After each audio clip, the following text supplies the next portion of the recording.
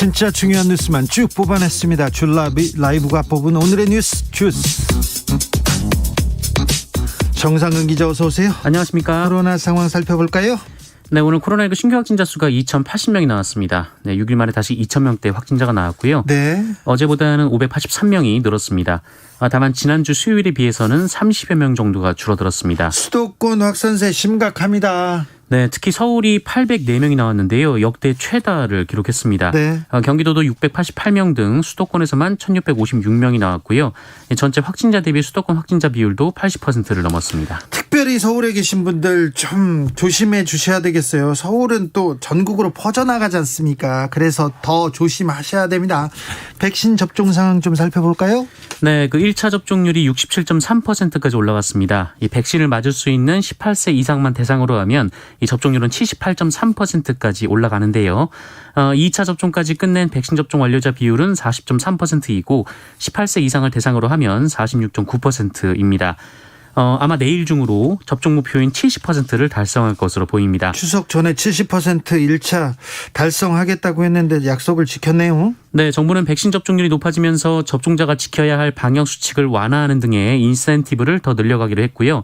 그리고 현재 화이자 모더나 백신의 2차 접종 주기가 6주인데 이 기간을 줄이는 것도 모색하기로 했습니다. 그러면 2차 접종도 좀 빨라지겠군요. 네. 자영업자 소상공인을 위한 대출 기간을 재차 연기하기로 했습니다. 네, 이 중소기업 소상공인에 대한 대출 원금 상환 만기와 이자 상환 유예 조처가 내년 3월까지 6개월 연장됩니다. 예. 고승범 금융위원장은 오늘 오전 국회에 열린 이 당정협의 모두 발언에서 이 소상공인 대출 만기 연장, 이 상환 유예 조처를 내년 3월까지 연장하는 동시에 이 질서 있는 정상화를 위해 보완 방안을 마련해서 시행하도록 하겠다라고 밝혔습니다. 그리고 상환유예 조처가 종료가 되더라도 중소기업이나 소상공인 분들이 이 과도한 상환 부담을 지지 않도록 거치 기간을 부여하고 상환 기간을 확대하는 등 연착륙할 수 있는 방안을 모색하기로 했습니다. 가장 필요하고 적절한 정책인 것 같습니다. 자영업자 소상공인 어려운데 힘든데 돈 내놔라, 돈 더 달라 이렇게 얘기하지 않습니다. 대출 기간을 조금 연장해달라고 했는데 그 내용은 좀 연장이 된 것 같습니다. 다행입니다. 국민의힘에서 오늘 1차 컷오프 결과를 발표했습니다. 네, 예상대로 윤석열 전 검찰총장, 홍준표 의원, 유승민 전 의원, 최재형 전 감사원장, 원희룡 전 제주지사가 올라갔습니다. 네. 그리고 그 외에 안상수 전 인천시장, 하태경 의원, 황교안 전 대표가 포함이 됐습니다. 박진, 장성민, 장기표 후보가 탈락했고요.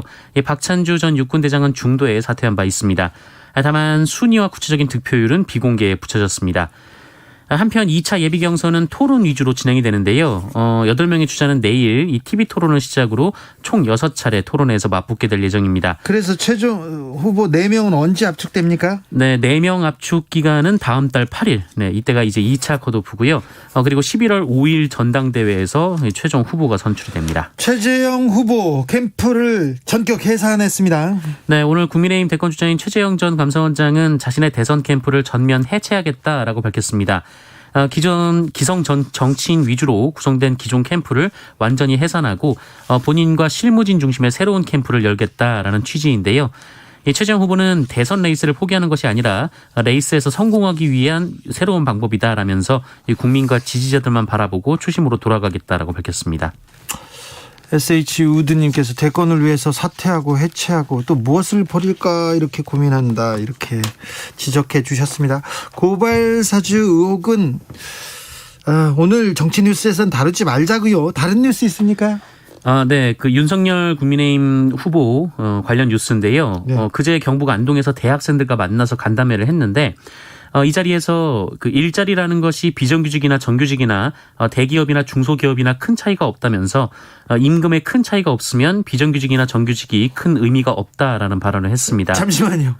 임금 차이가 없으면 비정규직이나 정규직 차이가 없다고요? 큰 의미가 없다고요? 네, 그렇게 얘기를 했습니다.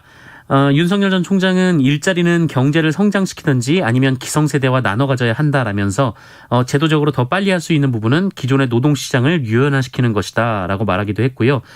요새 젊은 사람들은 어느 한 직장에 평생 근무하고 싶은 생각이 없다라고도 했습니다. 그리고 논란의 발언이 이때 또 하나 나왔는데요. 이 사람이 손발로 노동해서 되는 건 하나도 없다라면서 그건 인도도 안 한다, 아프리카나 하는 것이다 라고 말하기도 했습니다. 허허, 참 비정규직의 서름을, 허허, 그리고 뭐 손발로 노동해서 되는 건 하나도 없다고요? 아, 참 이 발언 좀 논란이 되겠네요. 네, 비판이 정치권에서 계속 이어지고 있습니다. 네. 당장 같은 당인 유승민 후보가 SNS에 비판글을 올렸는데요. 예. 이 평생 검찰 공무원으로 살아서 청년들의 마음을 모르는 것 같다라면서 언제 잘릴지 모르는 비정규직의 심정을 그렇게도 모르나 이 청년들이 평생 직장을 원하지 않다니 공무원 시험에 매달리는 청년들의 절박함이 보이지 않나라고 비판했습니다. 김남국 더불어민주당 의원은 사회 현안에 대한 상식 수준이 너무나 처참하다라면서 그러니까 일간 베스트로 공부하는 건 아닌지 걱정스럽다라고 주장하기도 했습니다. 발언이 논란이 되자 윤석열 전 총장 측은 맥락이나 취지가 전혀 다르다라고 주장했는데요. 이 중소기업이든 대기업이든 정규직이든 비정규직이든 이 동일노동 동일임금을 지향해서 임금의 격차를 없애려고 노력한다면 이 정규직과 비정규직의 구분은 궁극적으로 없어질 것이란 취지의 얘기다 이렇게 해명했습니다. 캠프에서 그럼 동일 노동 동일 임금을 공약으로 제시할까요? 아, 네, 이거 참. 2507님께서 아프리카 무시하냐 얘기하고요. 어떤 분은 4605님께서는 앞으로는 검사들도 모두 비정규직으로 뽑자 이렇게 주장하기 시작했습니다. 네, 논란이 될 것 같습니다. 한편 윤석열 검찰의 고발 사주 의혹을 두고 민주당 후보끼리도 격돌했습니다. 네, 어제 MBC에서 민주당 대선 주자 토론회가 있었는데요. 여기서 이낙연 후보가 이 추미애 후보에게 왜 법무부 장관 시절에 이 손준성 검사를 자리에 유임시켰느냐라고 따져 물었습니다. 이낙연 후보는 손준성 검사가 자리를 지키도록 그 법무부 장관이 지킨 것이냐 이렇게 질문하기도 했는데 이에 추미애 전 장관은 그 손준성 검사가 그 자리에서 뭘 했는지 몰랐다라며 지난해 8월 검찰 중간 간부 인사 당시 이 본인에게 그 자리에 손준성 검사 유임을 고집하는 로비가 있었다 이렇게 주장했습니다. 특히 당과 청와대에도 로비가 있었다라고 했는데요. 당과 청와대에서 법무부 장관한테 로비를 했다고요? 네, 손준성 검사 유임을 로비를 했다고 하는데 그러면서 오히려 이낙연 후보에게 이 추윤 갈등 프레임이 있었을 때 당시 이낙연 당대표가 법무부 장관 해임을 건의하려 하지 않았느냐라고 역공을 펼치기도 했습니다. 이에 이낙연 후보는 그런 적이 없다라고 답했습니다. 이낙연 후보 의원직을 사퇴했는데요. 사직안이 통과됐네요. 네, 이낙연 의원의 사직안이 국회 본회의를 통과했습니다. 오늘 오후 국회 본회의 안건으로 상정됐고 무기명 투표 결과 재석 209명에 찬성 151표, 반대 42표, 기권 16표로 가결됐습니다. 이에 따라 민주당 의석수는 170석에서 169석으로 줄었고 이낙연 의원의 지역구인 서울 종로구는 내년 3월 대선과 함께 보궐선거를 치르게 됐습니다. 민주당 대선 경선 후보인 이낙연 의원은 첫 경선 지역인 충청권 경선에서 이재명 후보에게 큰 차이로 패한 후 의원직 사퇴를 선언한 바 있습니다. 네, 이낙연 후보는 정권 재창출이라는 역사의 책임 앞에 본인이 가진 가장 중요한 것을 던지기로 했다라면서 지역구인 종로 구민과 보좌진에게 사과한다라고 밝혔습니다. 윤석열 후보의 발언이 참 큰 반응을 일으키고 있습니다. 5622님 전 손발로 먹고 사는데 발언이 참 어떡하죠 이렇게 얘기하셨고요. 9646님 어제 청년들 앞에서 그런 얘기를 해도 반론 제기하는 청년이 없어서 의아했어요. 이런 의견도 있습니다. 북한이 동해상에 미사일을 발사했습니다. 네, 북한이 오늘 동해로 단거리 탄도미사일 2발을 발사했습니다. 올해 들어 북한의 미사일 발사는 이번이 5번째로 이 장거리 순항미사일 시험 발사에 성공했다고 발표한 지 이틀 만입니다. 합참은 오늘 낮 12시 34분 그리고 12시 39분경 평안남도 양덕 일대에서 동해상으로 탄도미사일 2발이 발사된 것을 포착했다라고 밝혔는데요. 60km의 고도로 800여 킬로미터를 비행한 것으로 전해졌습니다. 800km면 그러면 남한은 뭐 사정권에 있네요. 네, 더욱이 북한의 미사일 발사는 정의용 외교부 장관이 한남동 공관에서 왕이 중국 외교 담당 국무위원 겸 외교부 장관 오찬을 하기 직전에 이루어졌습니다. 왕이 외교부장이 지금 한국에 왔는데 문재인 대통령도 만났죠? 네, 오늘 오전 청와대에서 40여 분간 문재인 대통령과 왕이 외교부장이 접견을 했습니다.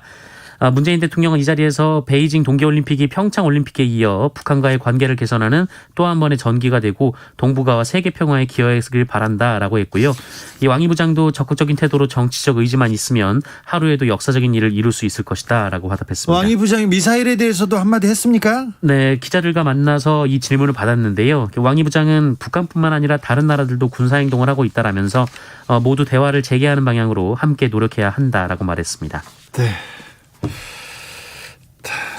공정거래위원회가 구글에 2천억 원대 과징금을 물렸습니다. 네, 이 제조사가 생산하는 이 휴대기기에 안드로이드 운영 체계만 쓰도록 사실상 강제하는 구글에게 어제 공정거래위원회가 시정명령과 함께 2,074억 원의 과징금을 매겼습니다. 네.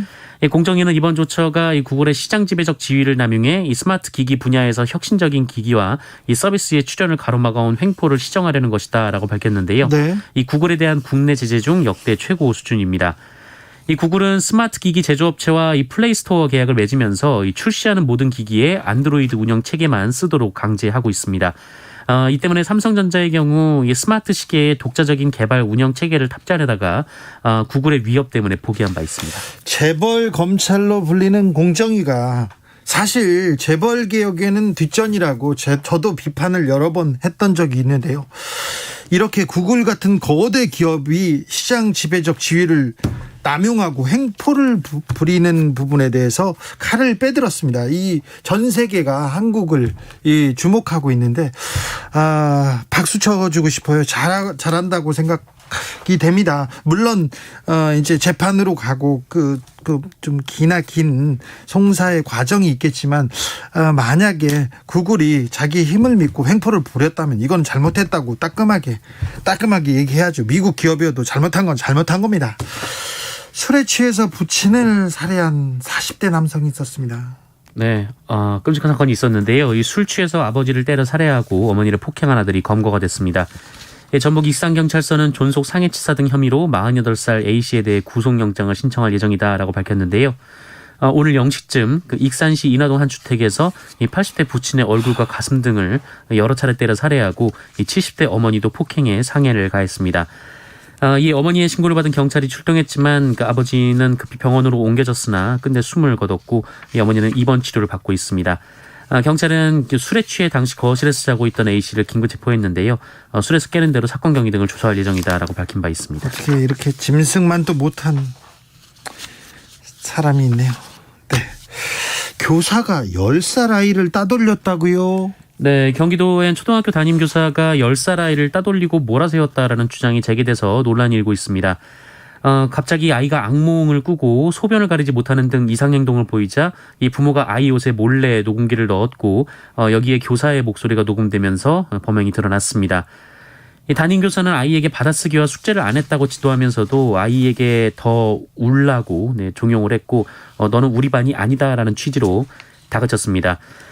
그리고 이동 수업 때 아이를 빈 교실에 혼자 남겨두고 간 정황도 있다고 하고요. 친구들 앞에서 아이를 몰아세우며 계속해서 너는 우리 반이 아니다라고 다그쳤다고 합니다. 네, 이 선생님 어떻게 됐습니까? 네, 현재 담임 교사로는 교체가 됐는데요. 네. 다만 아직 징계를 받진 않았습니다. 이 교사가 30대인데 이 경기남부경찰청은 이 교사를 정서적 학대, 아동복지법 위반으로 입건해서 수사 중에 있습니다. 교사는 녹음 행위가 교권 침해라면서 평소 수업을 자주 방해하던 아이여서 지도하려고 했다라고 얘기를 했고요. 네. 훈육 차원에서 한 말이었고 학대 의도는 없었다라고 했고 또 의도적으로 상처를 주려던 건 아니었다라고 해명했습니다만 네. 이 지역의 아동보호 전문기관은 녹음 내용을 듣고 아이가 사과할 상황이 아님에도 지속적으로 사과를 하고 있다며 정서적인 아동학대로 판단한 것으로 전해지고 있습니다. 네, 좀 지켜보겠습니다. 자세히. 면접장에서 페미니즘에 대해서 질문한 그런 회사가 있습니다.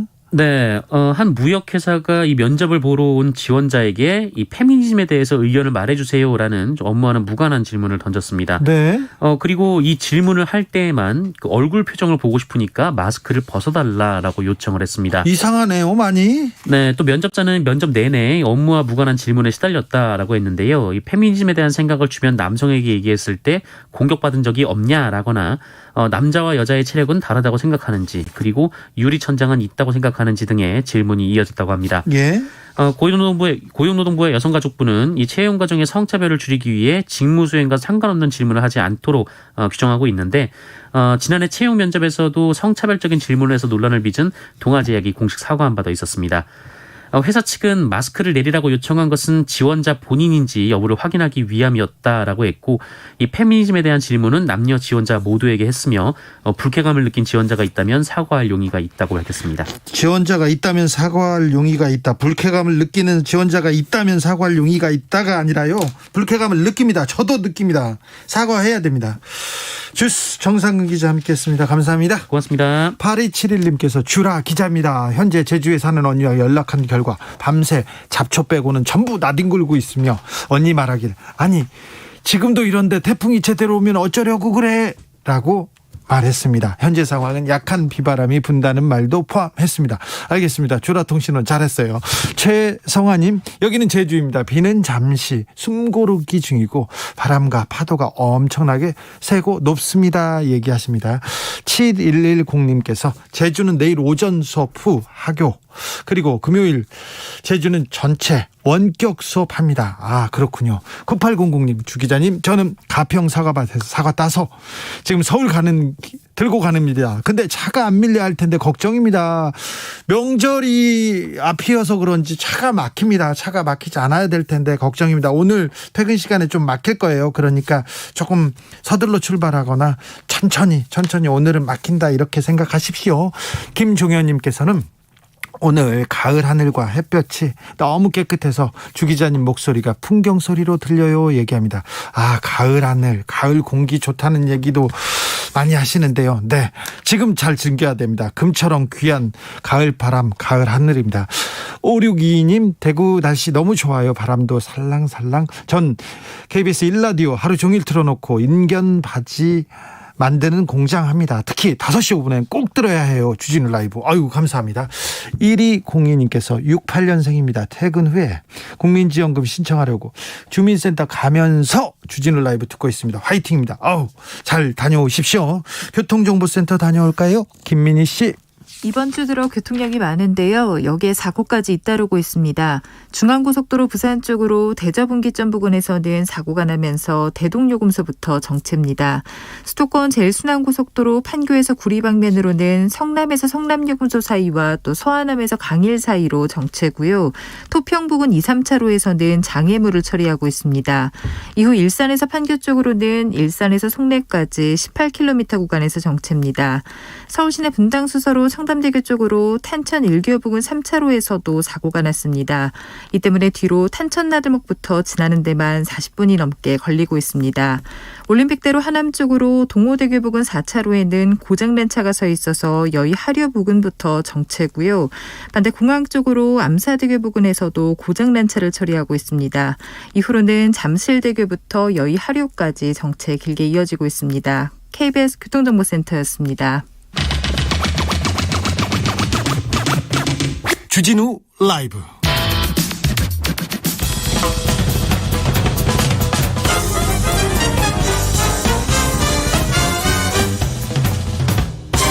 훅 인터뷰. 모두를 위한, 모두를 향한 모두의 궁금증 훅 인터뷰.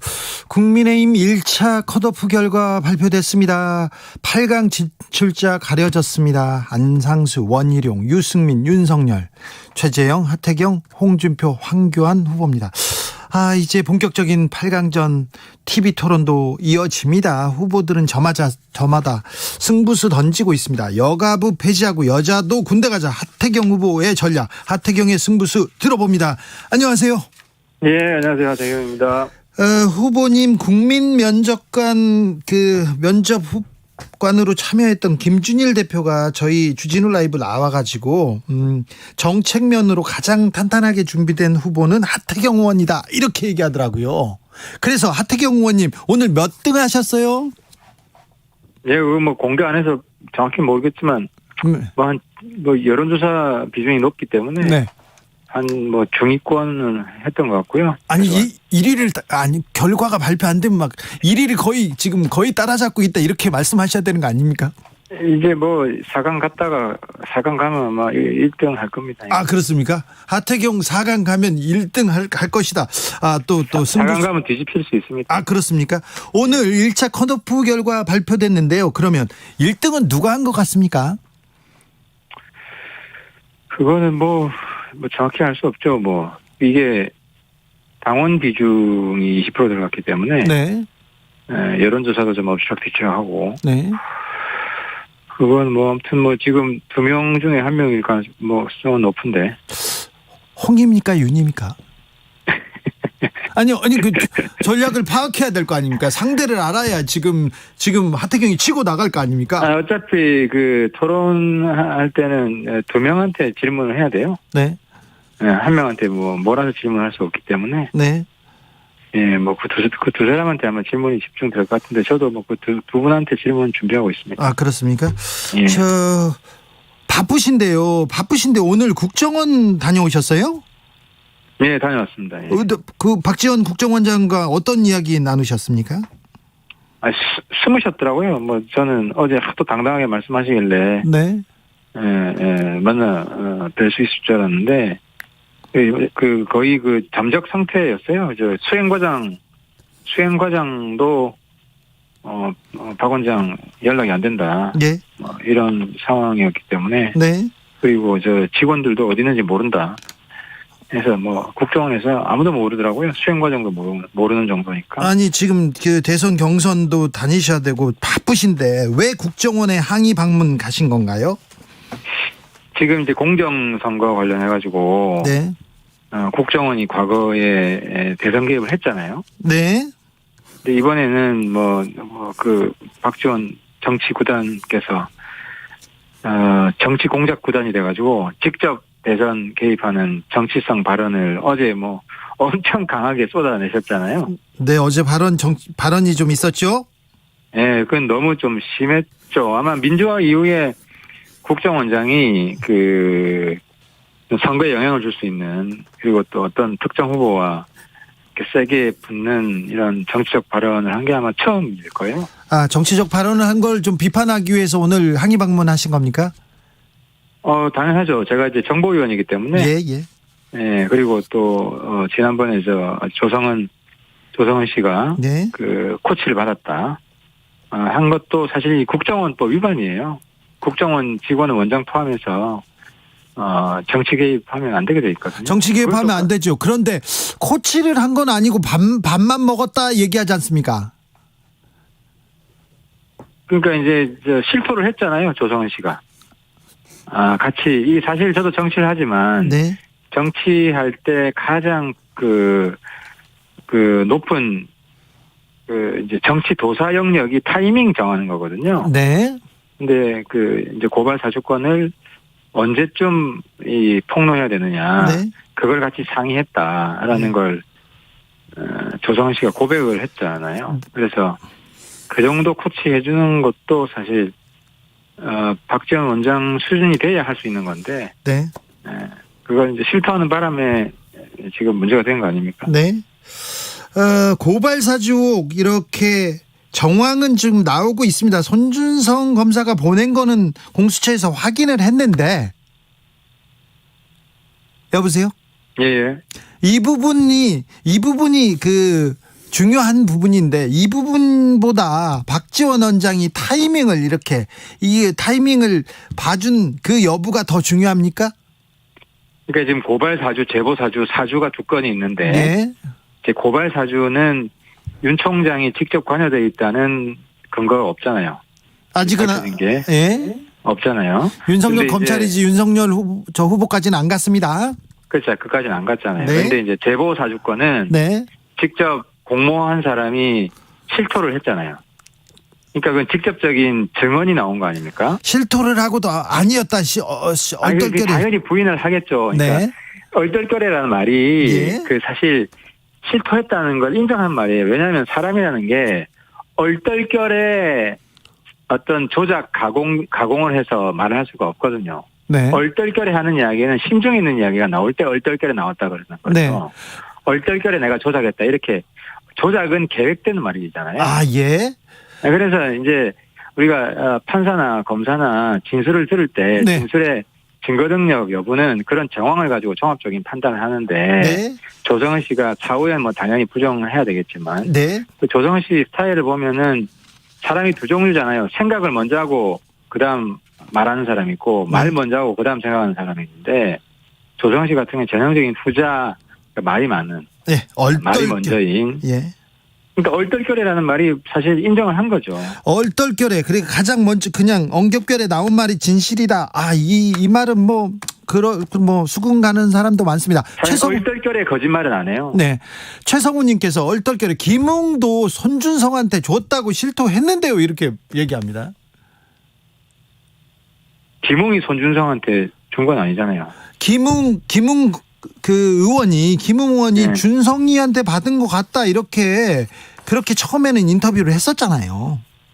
그러니까 김웅 의원이 윤 총장한테 받았다는 이야기를 안 하잖아요. 윤 총장한테 받았다는 얘기는 안 하죠. 그렇죠. 윤 총장이 배우에 있다는 이야기도 안 하고. 근데 이제 조성은 씨는 이야기를 다 했잖아요. 자, 조성은 씨는 얘기했어요. 자, 근데 박지원 총장이랑 협의했다고. 후보님, 그런데 네? 검사가 고발장을 써서 야당 정치인한테 줬다, 고발해달라 이렇게 줬다. 이거는 문제잖아요, 사실은. 문제죠. 그래서 지금 수사를 엄청 빠른 속도로 하고 있는 거잖아요. 네네. 그래서 이제 박지원 총장 건도 결정적 증언이 나왔기 때문에 수사를 해야 된다. 안 그러면 딱 반문 유죄, 친문 무죄. 지금 그런 상황이잖아요.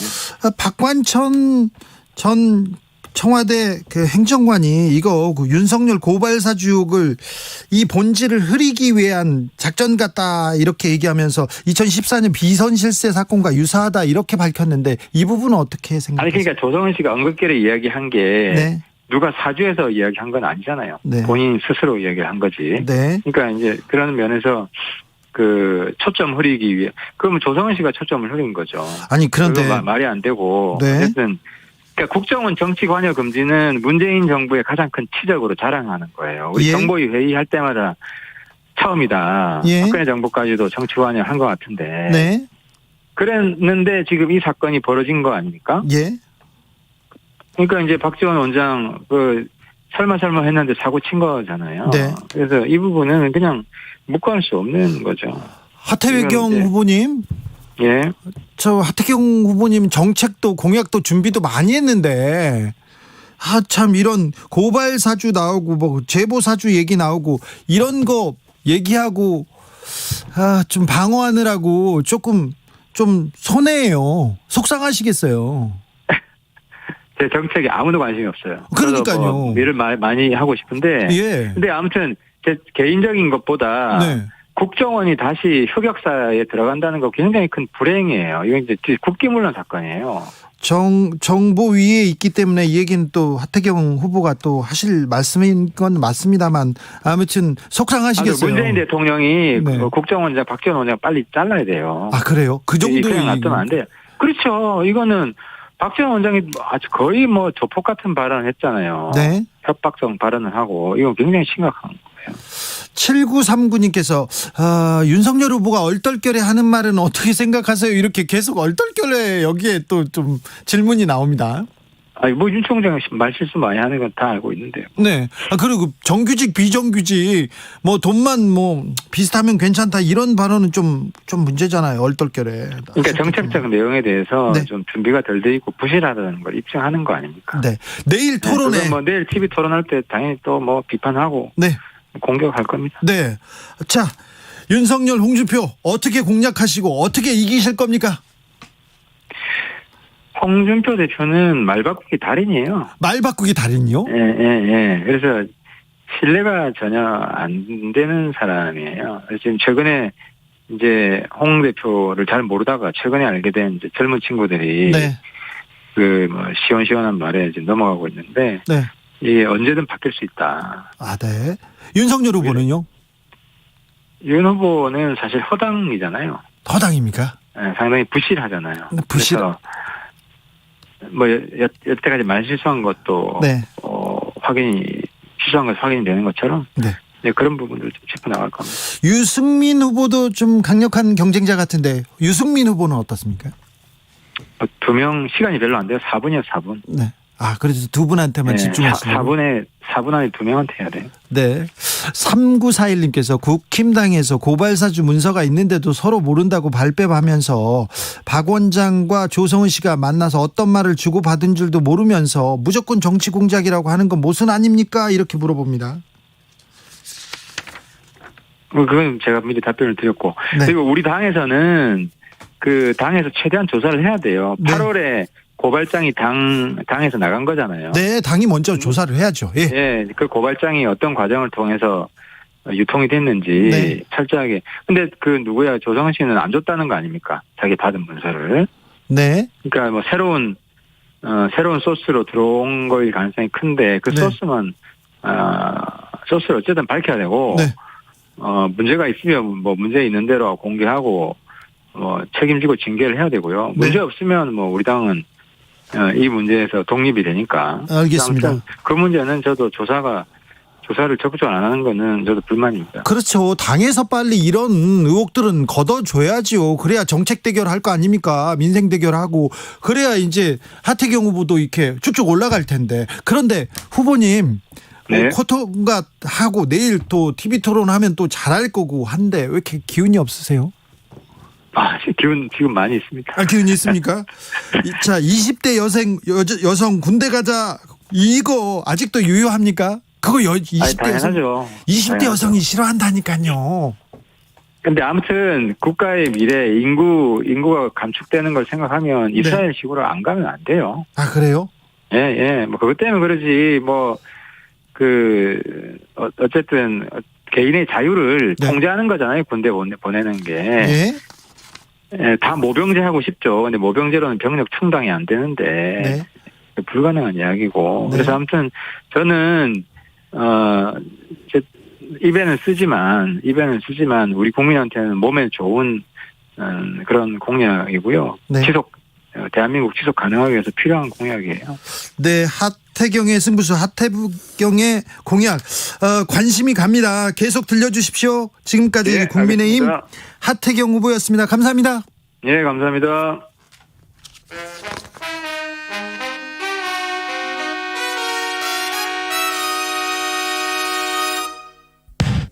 주진우 라이브 돌발 퀴즈.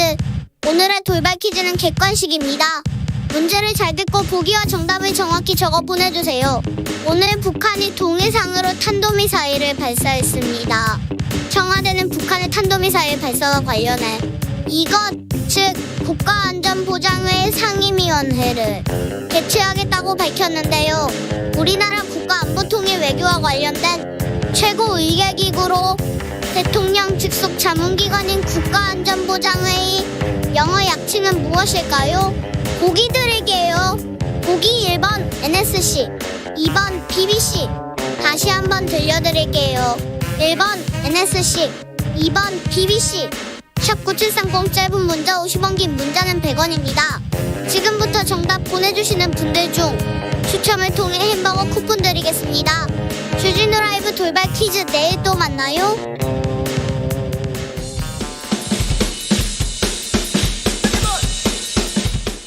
틱탁 틱탁 틱탁 결란한 입담의 환상 드리블. 오늘 이 뉴스를 주목하라. 이슈 티키타카.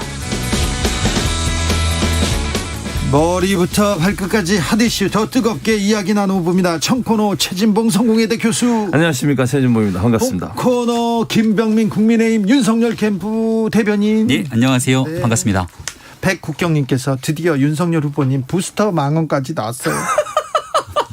부스터 망언. 이 하루에 뭐 이렇게 좀 논란이 될 만한 말을 많이 하시면 예. 참 김병민 이게 대변인 생중계 라이브로 모든 것들을 쭉 다 들려드리고 싶은데 아마도 이렇게 중간중간 잘라진 발언들을 보다 보니까 조금 오해가 있을 것 같은데요. 내일 드디어 대망의 TV 토론이 네. 시작됩니다. 풀 생중계가 진행되니까 그 내용 쭉 지켜보시면서 그동안 윤석열 후보에 대한 오해가 조금 있었구나라고 하는 부분이 내일 토론을 통해서 좀 풀렸으면 좋겠습니다. 아니 토론에 대해서 이렇게 토론을 잘할 거라면서 리허설 안 해도 된다고 김용남 전 의원께서 막 그러더라고요. 네.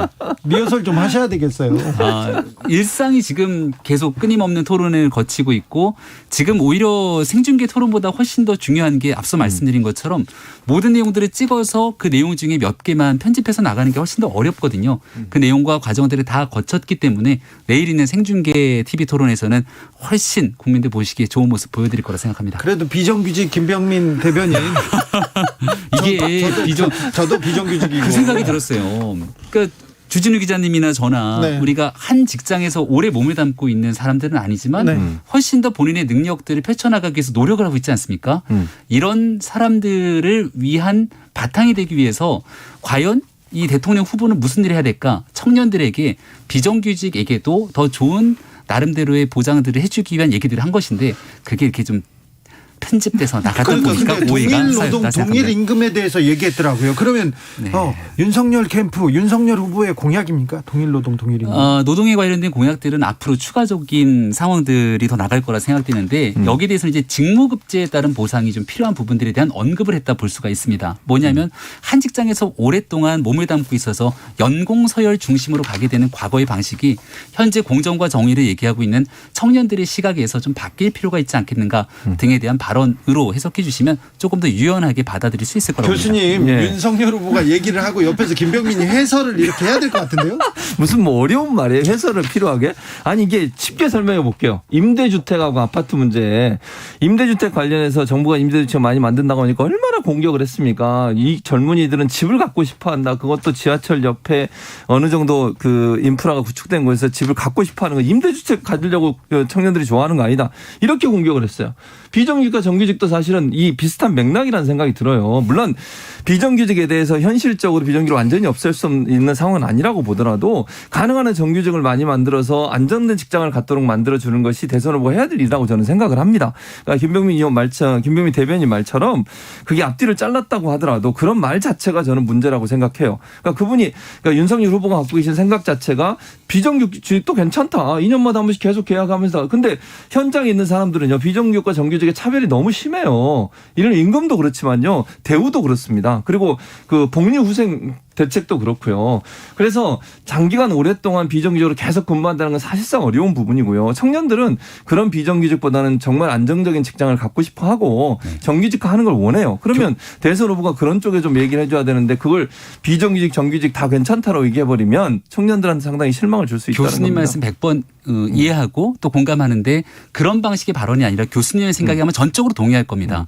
그런데 안동대학교에 가서 학생들이랑 그 캠퍼스에 앉아서 많은 얘기들을 나눴잖아요. 저희도 학교에서 강의를 하다 보면 한 2시간 정도를 혼자 얘기를 쭉 했을 때 내가 전달하고 싶었던 내용들과 그 전체적인 긴 맥락 속에서 발언들이 다소 왜곡돼서 나갈 수가 있지만 이걸 맥락의 차원에서 바라보면 큰 오해가 없거든요. 네. 그런 측면에서 나왔던 발언이라는 점을 다시 한번 강조해서 말씀드립니다. 알겠어요. 김병민 알겠습니다. 네. 4535님께서 김병민 참 윤 후보 캠프에서 참 고생한다. 많이 참 애가 자주 타겠어요.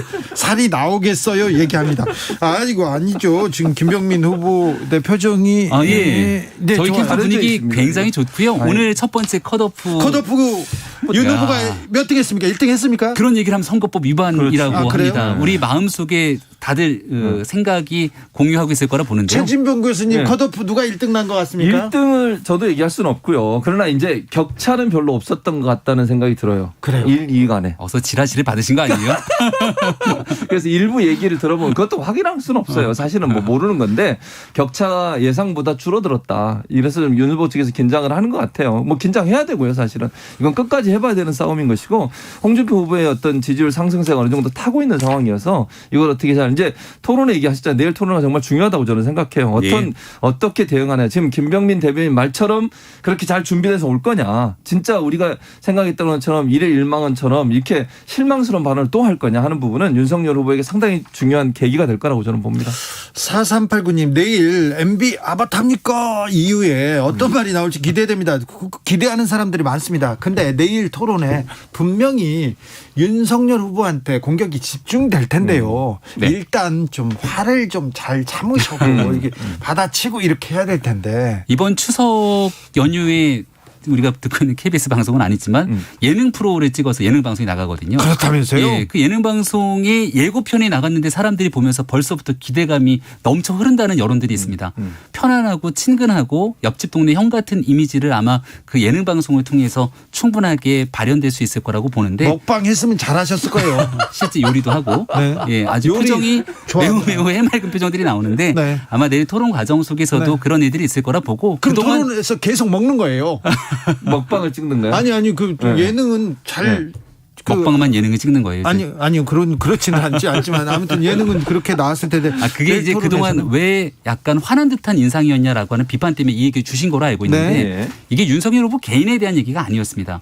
후보에 대한 비판이기도 합니다만 선거에 영향을 미치려고 하는 나쁜 행동들이 나오게 됐을 경우 이러한 마타도어들과 네거티브성 공작들이 이어지게 된다면 그 피해가 주권자인 국민 몫으로 돌아가니까 국민을 대신해서 보다 조금 더 국민을 대신해서 화를 냈다. 단호한 목소리의 모습을 보여줬다 정도로 그러니까 저는 이해해 주신 고맙겠습니다. 주진우 기자가 말씀하신 것처럼 내일 진짜 화를 내면 안 돼요. 그 정말 왜냐하면 홍준표 후보는 끊임없이 그걸 공격할 거라고 저는 생각해. 화를 나게 만드는 요소를 계속 자극을 할 거예요. 요즘 잘 웃으시더라고요. 그러니까 네. 그래야 된다는 얘기를 하는 거예요, 제 말은. 그러니까 네. 윤석열 후보가 만약에 그게 욱혀가지고 거기서 또 뭐 이렇게 뭐 삿대질하거나 아니면 화를 내게 되면 그 마이너스가 된다는 얘기를 하는 거예요. 고발사주 의혹과 관련해서 홍준표 캠프 인물 동석했다 이렇게 얘기했는데 홍준표 의원이 한 번만 더 음해하면 그때 각오하라 이렇게 메시지를 냈습니다. 그리고 홍 예. 캠프 인물 동석하지 않은 것으로 거의 드러나고 있는데 이 네. 부분은 윤 캠프가 너무 성급한 거 아닙니까? 저희가 공개적으로 홍준표 후보의 캠프 혹은 홍준표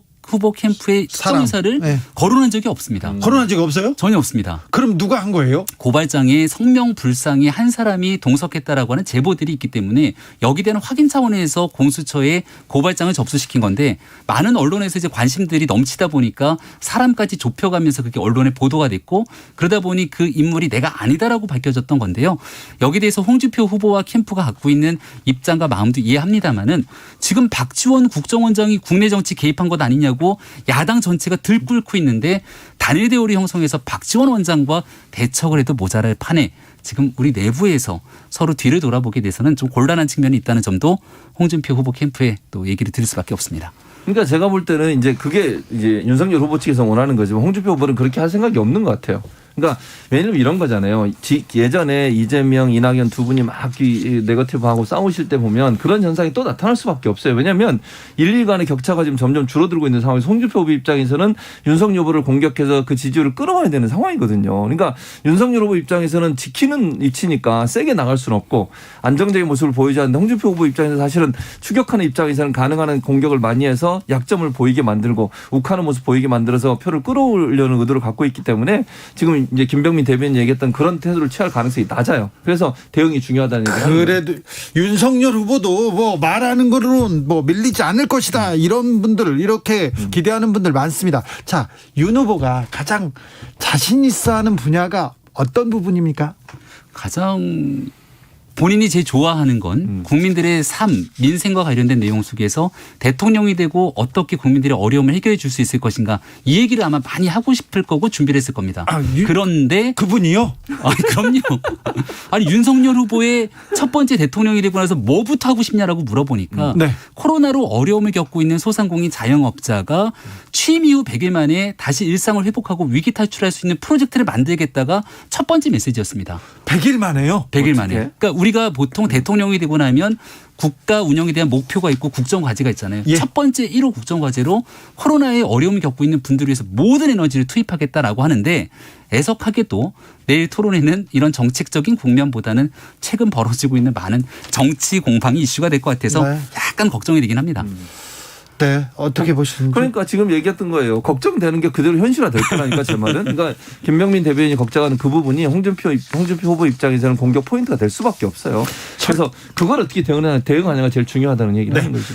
솔직히 이빨을 갈고 있었잖아요. 홍준표 후보가 본인 말로도. 네. 홍준표의 입 좀 사납긴 하잖아요. 그래서 저는 내일 토론회가 상당히 흥미롭게 진행될 것 같다는 게요. 사람들이 기대하지 않습니까?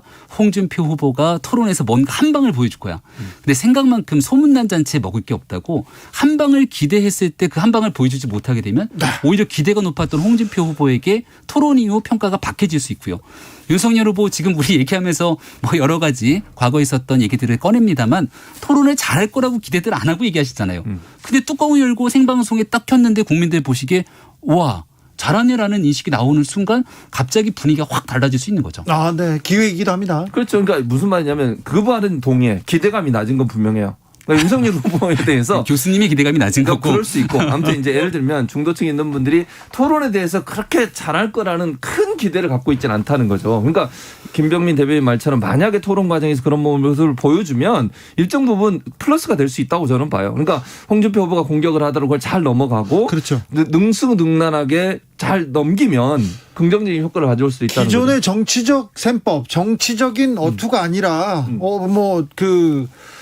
또 정치권하고는 좀 멀었던 사람들이 던지는 메시지가 훨씬 더 신선할 수도 있습니다. 최재형, 네. 윤석열 후보한테 기회가 있을 수도 있습니다. 아무튼 선두권에서 치고 나가는 후보기 때문에 윤석열 후보한테 이렇게 집중될 거예요. 김병민 네. 대변인은 어떤 점을 이렇게 조언하셨어요? 저는 윤석열 후보가 평상시 하고 있었던 본인의 생각대로 하게 되면 전혀 문제없이 잘할 거라고 봅니다. 그대로만 하면요? 아닌 것 주변 같은데. 사람들과 같이 나눠서 얘기할 때 자신감 있게 본인들의 생각들을 일목요연하게 정리해서 얘기를 잘합니다. 그런데 지금 나타났던 많은 일들이 평소에 이 뭔가 행사장에 가거나 했을 때 후보 본인에게 마이크가 너무 길게 주어지는 순간 그 말이 너무 길기 때문에 전체적인 내용을 잘랐기 때문에 그런 거고요. 네. 토론 과정에서는 특정 후보 개인에게 그렇게 많은 마이크가 돌아가지는 않거든요. 그러니까 티키타카 하듯이 우리 지금 주진우 라이브에서 보여주는 모습을 윤석열 후보 평상시 내용을 그대로 얹어놓게 되면 토론에서 저는 문제없이 잘할 거라고 생각합니다. 토론회가 지금 처음 열리기 때문에 관심은 높아집니다. 그런데 그렇죠. 이제 6번 열리나요? 이게 8명의 후보가 오늘 압축이 되지 않았습니까? 네. 4명의 후보로 가는 길목에만 6번이 열립니다. 네. 그리고 이제 4명의 후보로 압축되고 나면 더 많은 토론이 진행될 거고요. 네. 지금 가장 중점적으로 준비하고 있는 거는 뭡니까? 일단 그 많은 정치 공세가 들어오지 않겠습니까? 예. 최근에 여권에서 얘기하고 있는 많은 얘기들도 결국은 국민의힘 내부에 있는 후보들이 아마 제가 상대 후보면 이렇게 얘기할 거예요. 이 얘기를 꼭 물어보고 싶지는 않지만 본선에 갔을 때 민주당이 물어볼 수 있는 얘기니 한번 물어보겠습니다라고들 얘기를 하니까 그런 정치 공세에 관련된 내용들에 대해서 철저하게 논리적으로 방어막을 필 수 있는 내용들 이건 뭐 기본이라고 생각합니다. 그렇습니까? 홍준표 캠프에서는 공작 의원 쫓아내라 이렇게 얘기하던데 예. 누구죠? 공작 의원이? 3명을 쫓아내요. 3명이라던데요. 국회의원 2명 여기 보면 그대로 보면요. 국회의원 2분하고 검사 예. 출신 변호사 이렇게 네. 있어요. 제가 앞서 말씀드렸던 것처럼 어디에도 공개적으로 나와서 홍준표 후보 캠프라고 얘기를 한 적이 없는데 여기에 대해서 뭔가 걸렸다는 듯 이렇게 정치 공세를 펼치고 나오게 되면 아니 지금껏 윤석열 캠프에서 냄새를 풍기던데. 정확하게 홍준표 후보와 홍준표 캠프 그리고 관련된 내용들에 이슈 대해서 티키타카 6시에 이어갈까요?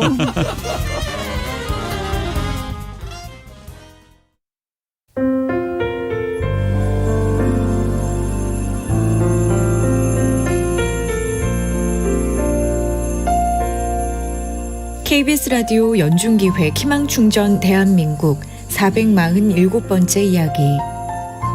안녕하세요. 아나운서 이현주입니다. 초등학교 3학년인 용준이는 빨리 어른이 돼서 아픈 가족들을 지켜주고 싶습니다. 만성 디스크로 고생하는 할아버지와 파킨슨병으로 거동이 어려운 할머니, 그리고 집안의 기둥인 삼촌은 갑상선 암으로 수술을 받았습니다. 유일한 버팀목인 가족들이 아파하는 모습을 보면서도 아무것도 해줄 수 있는 게 없어 속상하다고 말하는 용준이. 그 흔한 반찬 투정 한번 하지 않고 애써 웃어 보이는 용준이는 가족들의 아픈 손가락입니다. 가족들은 어린 용준이에게 마음의 짐을 안겨준 것 같아서 너무 미안하고 마음이 아픈데요. 용준이네 가정이 지금의 걱정을 조금이나마 덜어낼 수 있도록 여러분이 사랑을 전해주세요.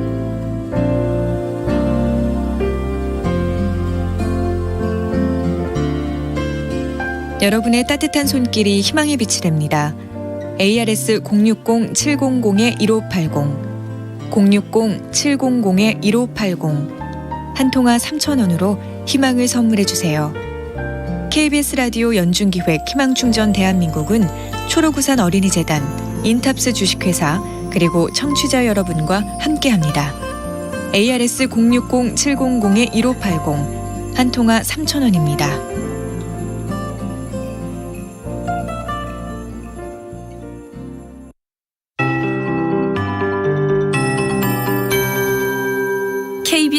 58분 날씨. 태풍 찬투는 서귀포 남서쪽 약 320km 부근 해상에서 시속 4km로 북진하고 있습니다. 내일과 모레 사이 제주도와 남부지방은 태풍의 영향을 받겠습니다. 모레 오후까지 제주에는 많은 비가 내리겠고요. 내일 오전에 전남과 경남, 오후에는 전북과 경북, 밤에 충청으로 확대됐습니다. 모레는 전국 대부분 지방으로 비가 확대될 것으로 전망됩니다. 제주도는 모레까지 100에서 300mm, 제주 산지 많은 곳은 400mm 이상의 비가 더 오겠습니다. 어제까지 이미 100에서 300, 산지의 경우는 500mm 이상의 매우 많은 비가 내린 상태입니다. 앞으로 추가적으로 이렇게 많은 비가 더 내리니까 비 피해 없도록 대비하셔야겠고요. 내일 오후부터는 시간당 50에서 80mm 이상으로 빗줄기가 매우 강해지겠습니다. 태풍이 북상함에 따라 오늘부터 모레 사이 제주도는 최대 초속 35에서 40m로 바람이 매우 강하겠고요. 남해안과 영남 동해안도 최대 초속 30m 이상, 그 밖의 남부지방 초속 20m 이상으로 불겠습니다. 시설물 피해도 없도록 주의하셔야겠습니다. 전라동부와 경남권 해안에는 최고 100mm 안팎의 비가 쏟아지겠고요. 충청과 남부지방 10에서 60mm가량 오겠습니다. 내일 서울의 아침 기온 17도, 낮 최고 기온 29도 등으로 예상되고 중서부는 대체로 맑겠습니다.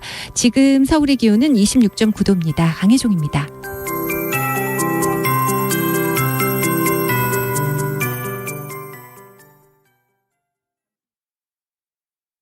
정성을 다하는 국민의 방송 KBS가 6시를 알려드립니다. AM 711kHz, FM 97.3MHz, KBS 1라디오입니다. HLKA.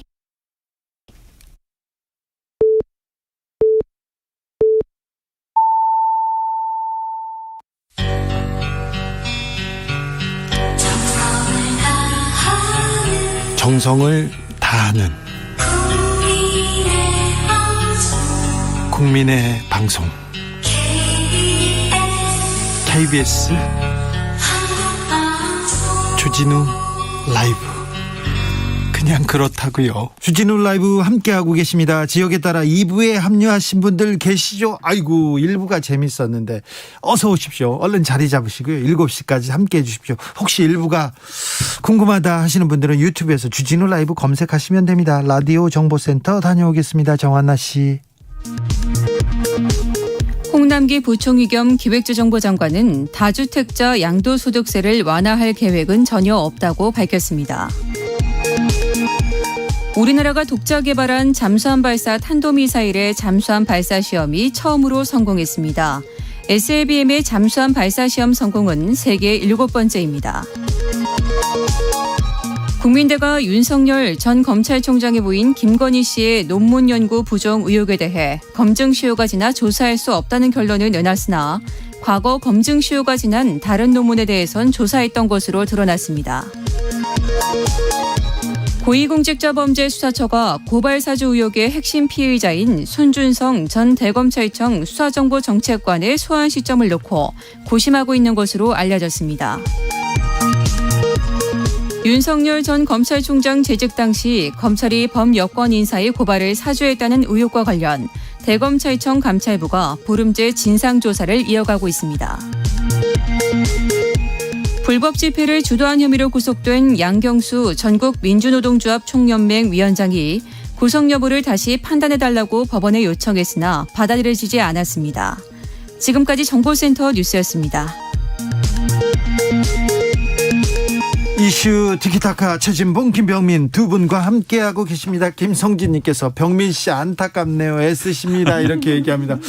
김병민을 응원하는 분들이 굉장히 많습니다. 1457님께서 윤 후보는 매일 좀 꿈꾸는데 김병민 대변인 항상 해목이 좋은 것 같아요. 얘기합니다.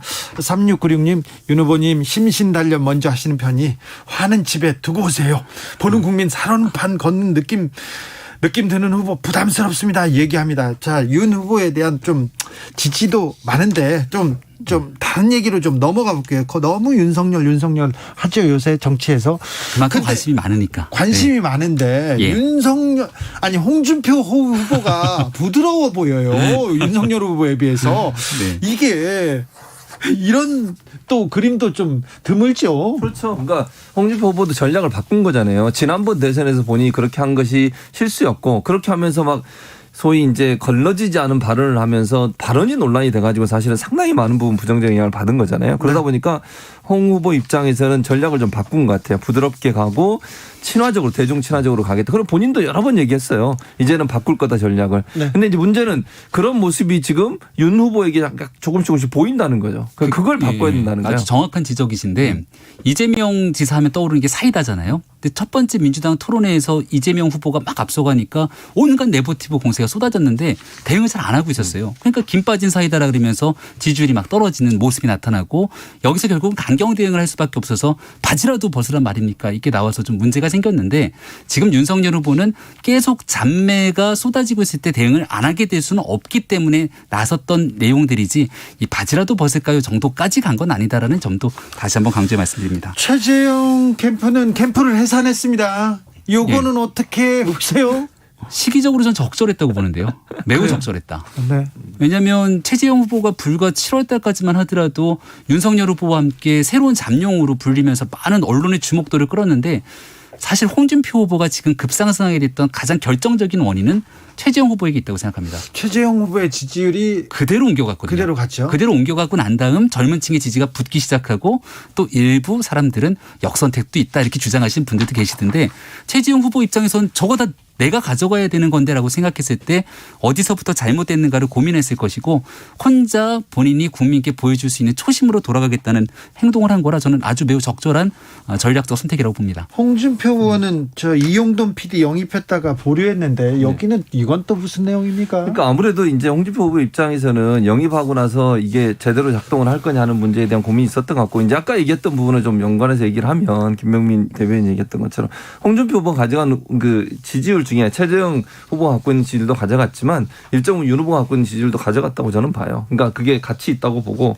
또 하나는 최재형 후보 같은 경우에 결정적으로 지지율이 안 나왔던 이유가 뭐겠습니까? 준비되지 않은 모습 때문에 그렇다고 저는 보거든요. 그러니까 기대감은 많았는데 기자회견할 때 대답 못하고 그건 나중에 얘기하겠다 그러고 질문에 대해서 답변을 제대로 못하면서 국민적 실망감이 커진 거거든요. 기대만큼 못했던 부분인데 문제는 윤석열 후보도 거의 지금은 윤석열 후보가 지지율이 높지만 만약에 이 토론 과정에서 그런 준비되지 않은 모습을 보이거나 답변이 제대로 안 되거나 아니면 깊이 있는 어떤 준비된 후보라는 모습이 보이지 않게 되면 그게 마이너스가 돼서 최재형 효과처럼 그런 일이 벌어질 수도 있다는 점은 이제 윤석열 캠프에서 좀 심각하게 고민할 부분이라는 생각이 들어요. 그렇습니까? 또 윤석열 캠프가 다시 돌고 돌아 손발 노동은 아프리카에서만 하는 겁니까?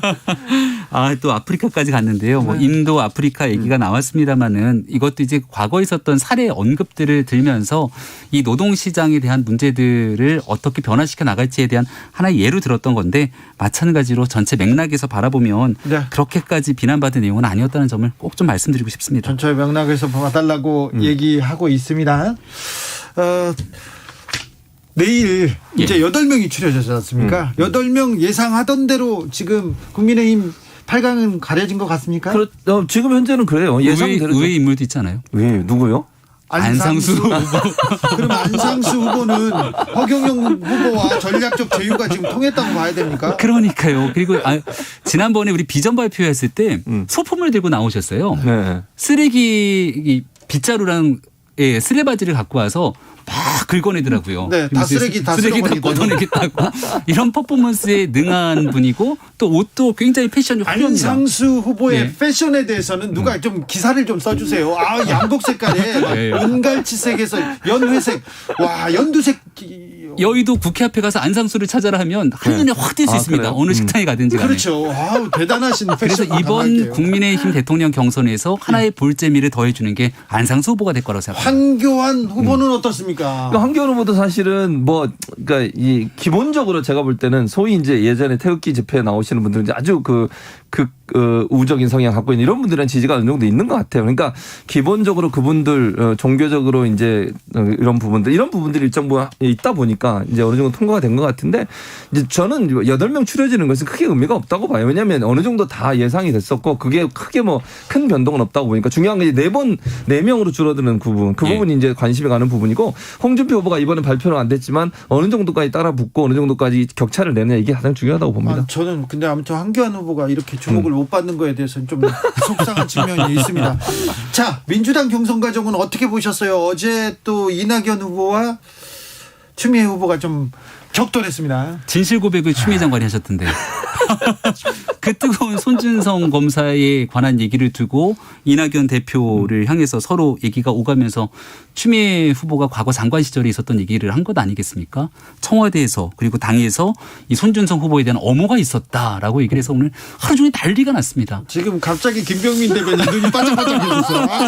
아까까지 어두운 구석이었는데. 네, 그러니까 그동안 고발사주 논란을 얘기했는데 고발사주라는 건 검찰이 야당이 시켜갖고 뭘 하라고 한 건데 네. 그 시작됐다는 검찰의 인사가 청와대와 집권당이 엄호를 받았던 인사라면 이거 우리가 처음부터 어떻게 해석해야 되는 거냐에 고민이 생기거든요. 추미애 장관이 윤석열 후보의 대통령 선거를 위해서 결정적인 역할을 해주셨는데 마지막 어시스트까지 또 해주는 게 아닌가 싶습니다. 그러니까 저한테 얘기하라는 거죠. 저는 두 분 다 그런 얘기 괜히 해가지고 왜 이렇게 하시는지 모르겠어요, 솔직히. 그러니까 예를 들면 지금 김병민 대변인 말처럼 저렇게 공격이 들어오잖아요. 아니 당연히 그렇게 공격이 들어오죠. 그렇지 않아도 지금 의혹을 제기하는 건 손준성 검사와 윤석열 총장 간의 어떤 전 총장 간의 가까운 사이였고 친분이 있었고 직접 보고하는 사이니까 연관이 있을 거라는 의혹을 제기하고 있는 마당에 손준성 검사를 임명하는데 그 자리를 두고 있는데 이 부분이 어느 정도 작동을 해서 이렇게 얘기해버리면 그거 끌어내기에 가장 좋은 아이템 아닙니까? 이거 왜 그런 얘기를 하는지 난 도저히 이해가 안 돼요. 솔직히 얘기하면. 아무튼 검사가 야당 정치인한테 고발장을 써주고 해라 이렇게 하면 굉장히 나쁜 일인 뭐 있어서는 안 되는 일이죠. 김병민 대변인. 예, 그런 일이 절대로 있어서는 안 됩니다만 손준성 검사는 부인하고 있고 그 손준성 검사를 엄호했다는 게 청와대라서 여러 가지 고민이 생깁니다. 최건승님께서 토론은 준비해도 안 돼요. 토론자는 전쟁터거든. 훈련받은 자도 쓰러지는 게 전쟁터요. 이렇게 얘기합니다. 1521님 여야 각 당에서 대선 경선을 보면서 딱히 먹을 것도 없는데 무조건 이 중에 하나 고르라고 갑질하는 기업 같습니다. 국민 가수, 국민 배우, 국민 여동생은 있는데 왜 국민 후보는 눈을 씻고 봐도 없어요. 진짜 이렇게 웃을 일이 아닙니다. 이렇게 했는데 뜨끔합니다. 자, 이슈 티키타카 최진봉, 김병민 두 분 오늘도 감사했습니다. 네, 예, 고맙습니다. 정치 피로, 사건 사고로 인한 피로, 고달픈 일상에서 오는 피로. 오늘 시사하셨습니까? 경험해보세요. 들은 날과 안 들은 날의 차이. 여러분의 피로를 날려줄 저녁 한 끼 시사 추진우 라이브.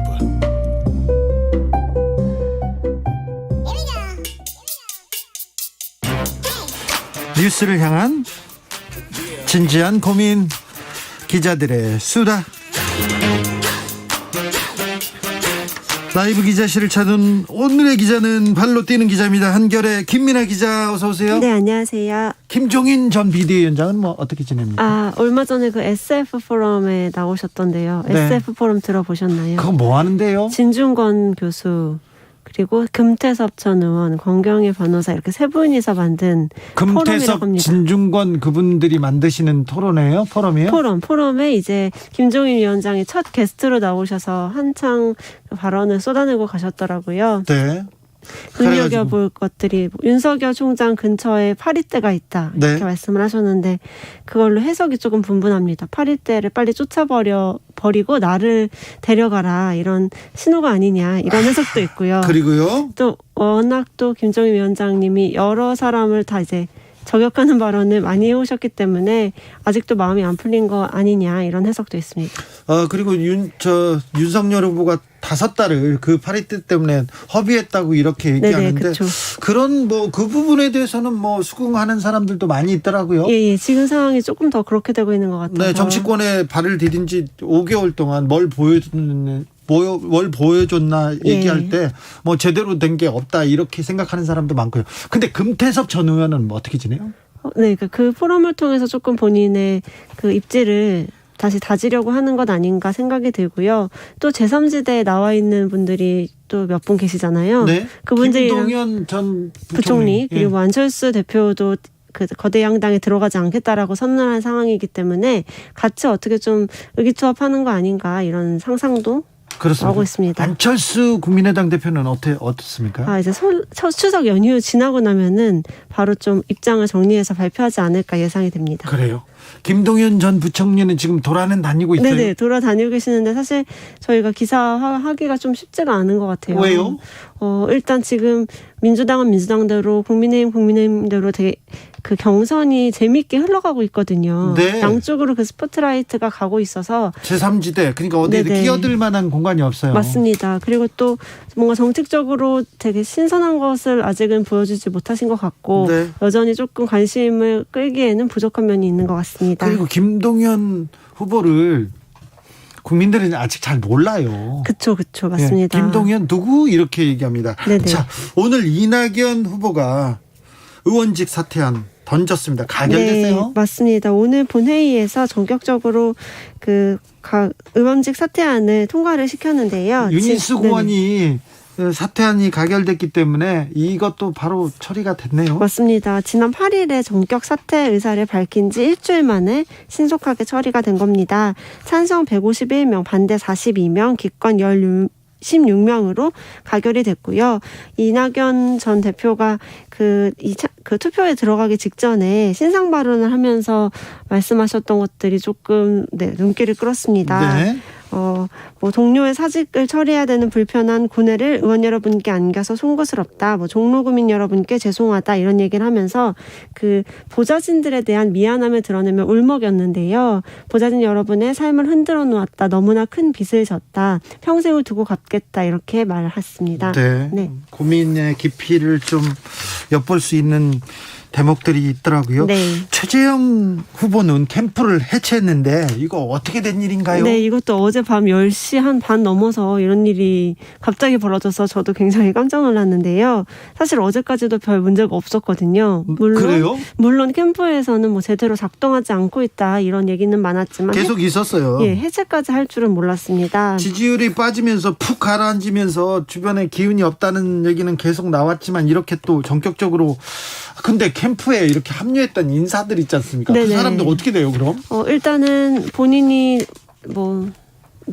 나가겠다 이렇게 말하신 분들이 몇 분 계시고 또 실무적인 일은 좀 돕겠다 이렇게 말하신 분들이 있는데 일단 그 3선 이상의 분들이 몇 분 계셨어요, 캠프에서. 그분들은 좀 이진으로 후퇴하고 최재형 원장이 직접 뭘 하는 모습을 좀 보여주지 않을까 예상이 됩니다. 아니 국회의원들은 그 국회로 돌아가면 되는데 다른 분들은 자기의 모든 다 걸고 이렇게 캠프에 왔는데 하죠. 바로 이렇게 해체를 했다. 최재형 후보의 의도는 뭘까요? 일단 지금 6월 달에 사퇴를 했더라고요. 최 전 원장이 사퇴한 뒤에는 굉장히 관심도가 올라갔었는데 입당을 즉시 한 뒤로는 관심도가 굉장히 떨어졌습니다. 그렇죠. 나와서 보여준 게 좀 사실 많지 않았어요. 준비 안 됐다라는 발언만 각인이 된 상태였고 각종 여론조사에서도 3위권에도 사실 못 드는 좀 예상보다 저조한 그런 지지율을 보였었는데 이 때문에 이제 오늘 컷오프 직전에 그런 결단을 하면서 다음 컷오프까지는 조금 더 4등까지는 들어가야겠다라는 그런 좀 의지를 보인 걸로 평가가 됩니다. 아무튼 캠프 해체가 변곡점이 될까요? 두고 봐야 될 것 같은데요. 사실 캠프를 완전히 해체하는 거는 굉장히 깜짝 놀랄 일이긴 하나 그 뒤로 새로운 모습을 보여줘야 되지 않겠습니까? 그렇죠. 근데 당장 내일이 토론회인데 토론회에서 이번에는 준비가 된 모습을 보여줄지 그게 일단 첫 번째 관문인 것 같습니다. 그러네요. 깜짝 캠프 해체 어떤 효과를 줄지 일단은 충격은 안겨주고 있습니다. 내일 토론회 지켜봐야 되겠습니다. 3667님께서 당내 경선 중인데 사퇴라니 지지해준 국민들은 보이지 않은가요? 종로 국회의원이 그리 만만해 보이는 건가요? 이렇게 얘기합니다. 안타까워 하시는데요. 자, 컷오프 1차 컷오프 결과 나왔습니다. 국민의힘에서. 그리고 내일부터는 토론회 시작됩니다. 지금껏 토론회를 피한다 이런 그 의혹이 있었기 때문에 더 관심이 됩니다. 맞습니다. 내일 당장 토론회를 하고요. 10월 8일이 2차 컷오프입니다. 그때까지 총 6번을 할 예정입니다. 그런데 지금 윤석열, 홍준표, 윤홍 전쟁 심상치 않습니다. 사사건건 부딪혀요. 네, 제가 이 자리에서 말씀드렸던 것 중에 하나가 두테르테 대통령을 그 비유하면서 두 분이 싸웠던 게 있었는데 그 뒤로도 뭐 경선 룰 가지고 두 양쪽 캠프가 부딪혔던 적이 있었고요. 아까 김병민 대변인은 윤석열 캠프 쪽에서는 저기 박지원 조성은 만남에 홍준표 측 그 동석자 있었다는 주장, 홍준표 측의 그 캠프의 사람이 동석했다 이 얘기를 윤 캠프 주변에서 주장했잖아요. 근데 정말 저도 다시 그 워딩들을 검색해봤는데 이름은 절대 밝히지 않고 쳐다보기만 했던 상황인 것 같습니다. 이름은 밝히지 않았으나 누구나 다 그렇게 이해하게끔 만드는 상황을. 그랬죠. 네네. 이름은 밝히지 않았다는 걸 계속 부각을 하고 있는 거죠. 이름은 지금. 밝히지 않았으나 네네. 지금 조성은 그리고 박지원 원장의 그 만남 자리에 홍준표 캠프 사람이 동석한 거 아니냐는 의혹이 있으니 밝혀달라 이렇게 얘기는 했잖아요. 맞습니다. 가리키기만 했던 상황이 계속되다가 홍준표 의원 쪽에서 이제 먼저 발끈을 하고 나선 거 아니냐, 오히려 이렇게 좀 반박을 하고 나선 이상한 형국인데요. 네. 일단 그 윤홍 전쟁은 이번 계기를 통해서 완전히 확전이 됐고 내일 토론회부터 굉장히 세게 맞붙을 것으로 보입니다. 네, 공작 의원 쫓아내라고 지금 홍준표 의원이 이런 식으로 하면 내가 가만 안 있겠다, 허위 공작했다 뭐 하면서 발끈했어요. 맞습니다. 그랬더니 윤 전 총장은 이게 뭐 내보낼 일이냐 두고 보시라는 식의 그 반응을 또 내보내면서 내일 토론회가 굉장히 이 문제로 시끄러울 것처럼 보이는 상황입니다. 각 캠프 준비는 잘 하고 있답니까? 아까도 말씀하셨겠지만 윤 전 총장은 토론회에서 어떤 모습 보여줄까 이게 최대의 관심사였지 않습니까? 뭐 캠프에서는 윤 전 총장 순발력이 되게 대단하다 이런 얘기를 하면서 그 예로 지난 기자회견을 들고 있어요. 네. 국회에서 열었던 그 기자회견에서 윤 전 총장이 뭐 그 종이에 써있지도 않았던 발언을 하면서 지지층을 좀 사로잡았다 이게 근거인데요. 네.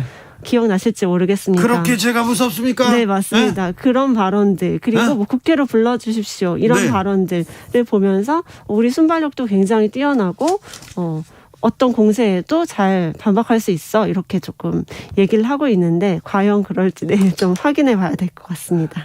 4174님 내일 토론 예상합니다. 윤석열 내가 무섭니? 내가 우섭니? 이게 진짜로 현실화되는. 내가 무섭니? 네. 죄송합니다. 네. 내가 무섭니? 계속 둘이서 이렇게 얘기할까요?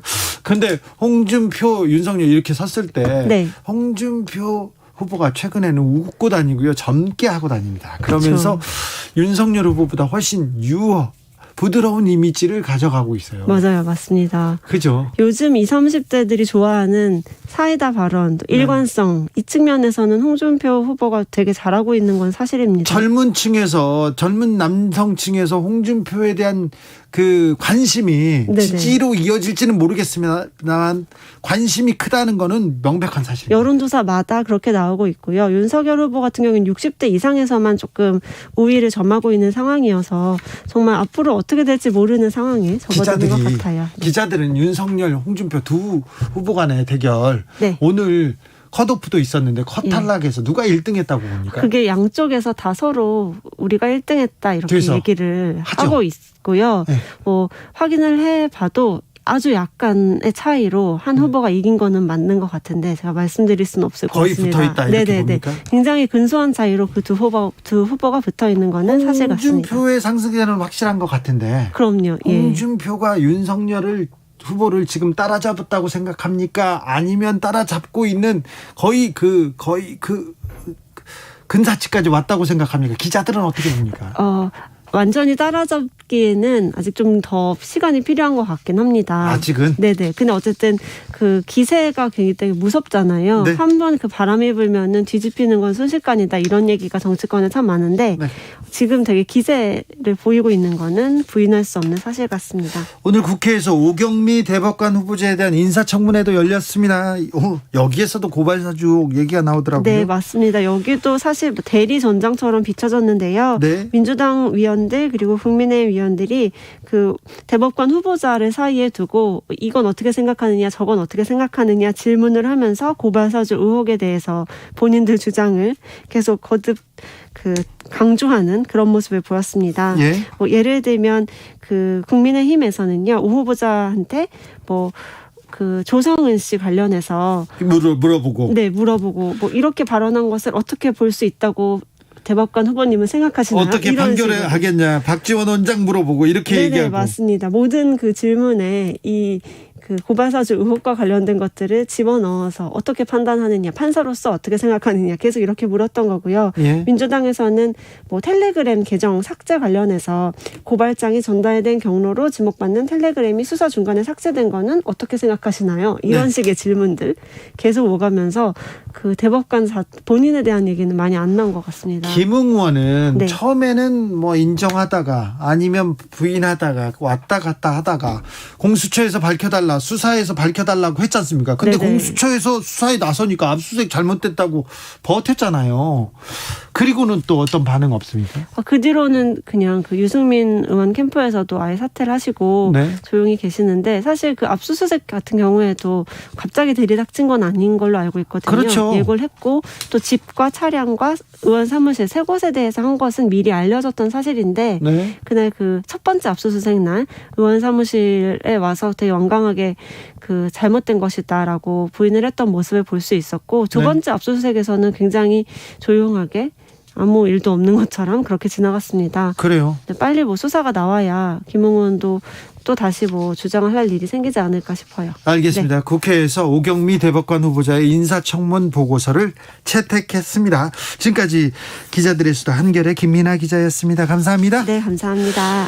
교통정보센터로 갑니다. 여기는 김민희 씨입니다.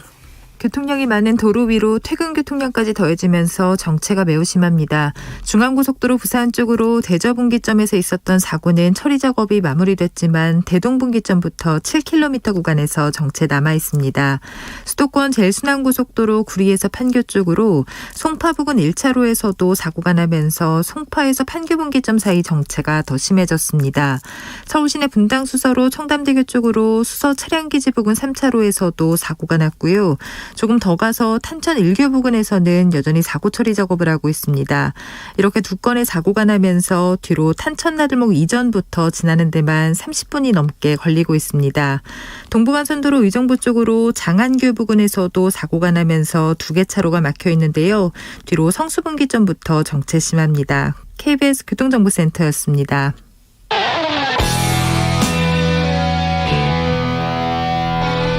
스치기만 해도 똑똑해진다. 드라이브 스루 시사 주진우 라이브.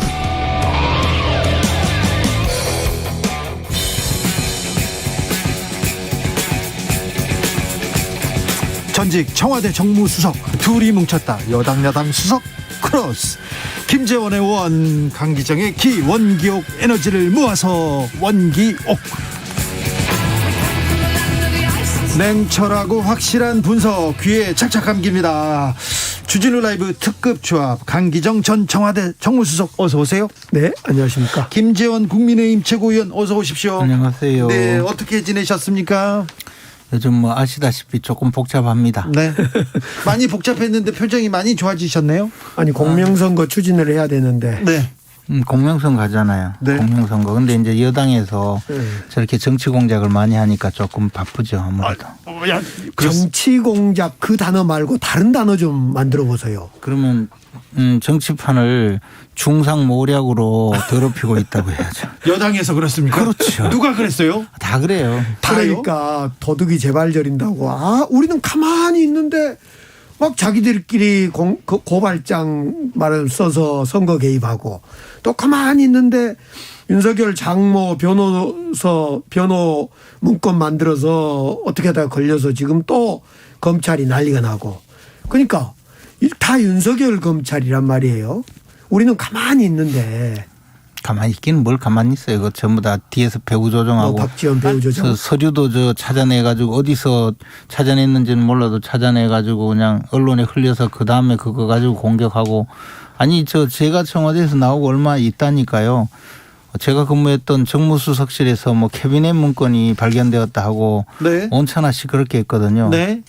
그래서 매일 참 일어나 보면 무슨 문건 하면서 분리가 조사도 많이 받았어요. 네. 결론은 아무것도 없었거든요. 그런데 지금 작년에 검찰에서 만든 문건으로 보이고요. 그리고 자, 검사가 고발장을 써서 야당 정치인한테 줬다. 이거는 문제잖아요. 아직 안 드러났잖아요. 안 드러났는데 만약 그렇다면 문제죠. 만약에 안 그랬다면 어떡하실래요? 아니 그랬다고 안 그랬다면 어떡할 거예요? 준성이한테 받았다고 했잖아요. 그리고 또 하나는 네?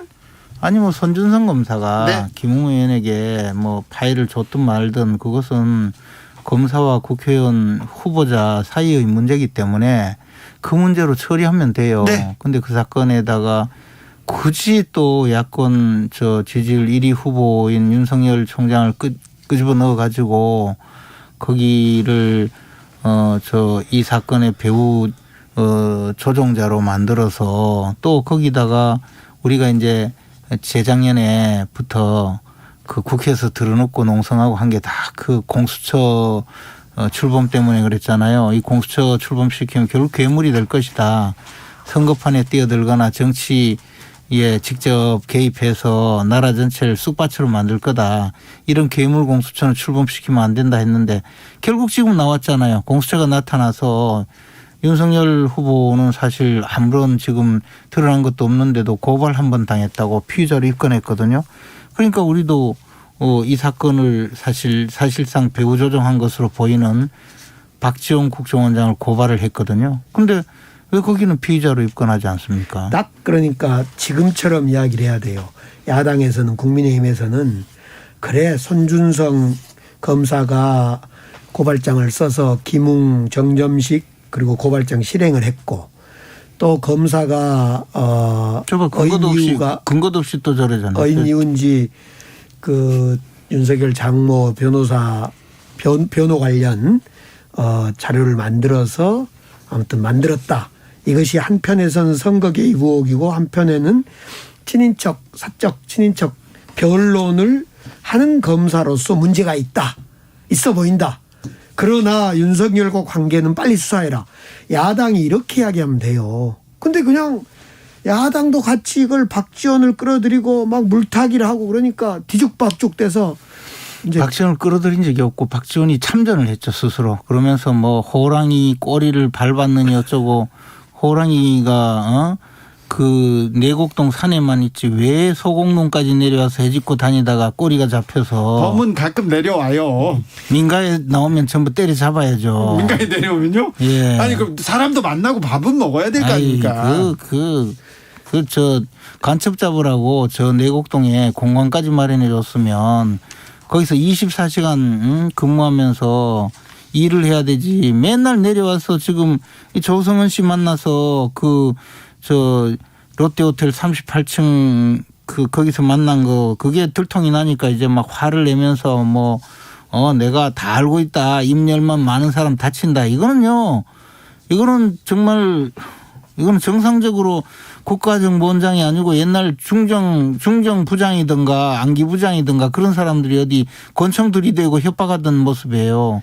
이 백주 대낮에 이거 무슨 이런 일을 다 벌이는지 몰라요. 그래서 박지원 원장이야 지금 장거리 순항 미사일 문제도 있고 또 대통령 유엔 총회도 가고 또 여러 가지 아프간 문제나 지금 그런 데에 대한 정보도 모으고 대책도 수립하는 그런 일을 놔둬야 되는데 왜 여기 나와가지고 그런 걸 놔둬야 되는데 제보 사주나 하고 그 제보자하고 밥 먹은 걸 트집 잡아서 마치 뭘 사주했던 것으로 몰아가니까 시끄러워지잖아요. 아무튼 그래서 그 본질이 지금 뒤바뀌면 안 돼요. 박지원 원장 이야기는 좀 접어두고 국정원장이 정치에 개입하면요. 그것이 바로 형사처벌 대상이에요. 7년 이하 징역 10년 이하 자격정지. 그리고 그러면 정치관여가 어느 수준이냐. 국정원법에 나와 있잖아요. 특정 정치인에 대해서 반대 의사를 유포시키는 것. 이게 바로 정치관여죄거든요. 형사처벌 대상이에요. 근데 뭐라고 했습니까? 이번에. 내가 무슨 폭로를 하면 내가 다 알고 있는데 나를 화나게 하지 마라. 내가 입 열면 다 다친다. 그게 바로 정치관여죄예요. 그리고 그보다도 조성은 씨가 제보를 하는데 만약에 그 전날 그 다운로드 받은 자료 검토해서 야 이거는 직접 제보를 지금 그쪽에서 취재를 한다니까 이렇게 이야기를 하고 우리 이거는 단순히 손준성 검사고 김웅 잡을 게 아니고 윤석열을 때려잡자. 만약에 이렇게 모의를 했다면 이거야말로 어마어마한 정치 개입죄예요. 만약 모의를 했다면 안 했다 그래요. 당연하죠. 네. 7월 21일 그리고 날 할 수밖에 없어요. 왜냐하면 그때 당시 상황이 아직까지 인터넷 언론에서 이거 보도하자고 계속 요구하는데 거절하고 있었거든요. 그래서 그래요. 선거에 개입하면 안 됩니다. 누구든 국정원장이든 검사도 마찬가지입니다. 당연하죠. 그렇죠. 2507님 검사는 못 이겨요. 다들 조용히 합시다. 전직 김재원 검사님께서 지난주까지만 해도 이거 고발사주 명명백백하게 지금 밝혀야 된다 얘기했는데 분위기가 많이 아니에요. 지금도 밝혀야 돼요. 명명백백하게. 네. 근데 이제 공수처에서 수사를 하고 있잖아요. 네. 공수처 수사해야죠. 공수처는 이런 거 수사해야죠. 수사해서 조금이라도 법적으로 문제 있는 사람 처벌하면 돼요. 네, 그렇죠. 네. 처벌하면 되고 그 점에서는 만약에 지금 등장 인물들 사이에 거짓말을 하면 왜 거짓말을 하는지까지 밝혀내리라고 봐요. 근데 네.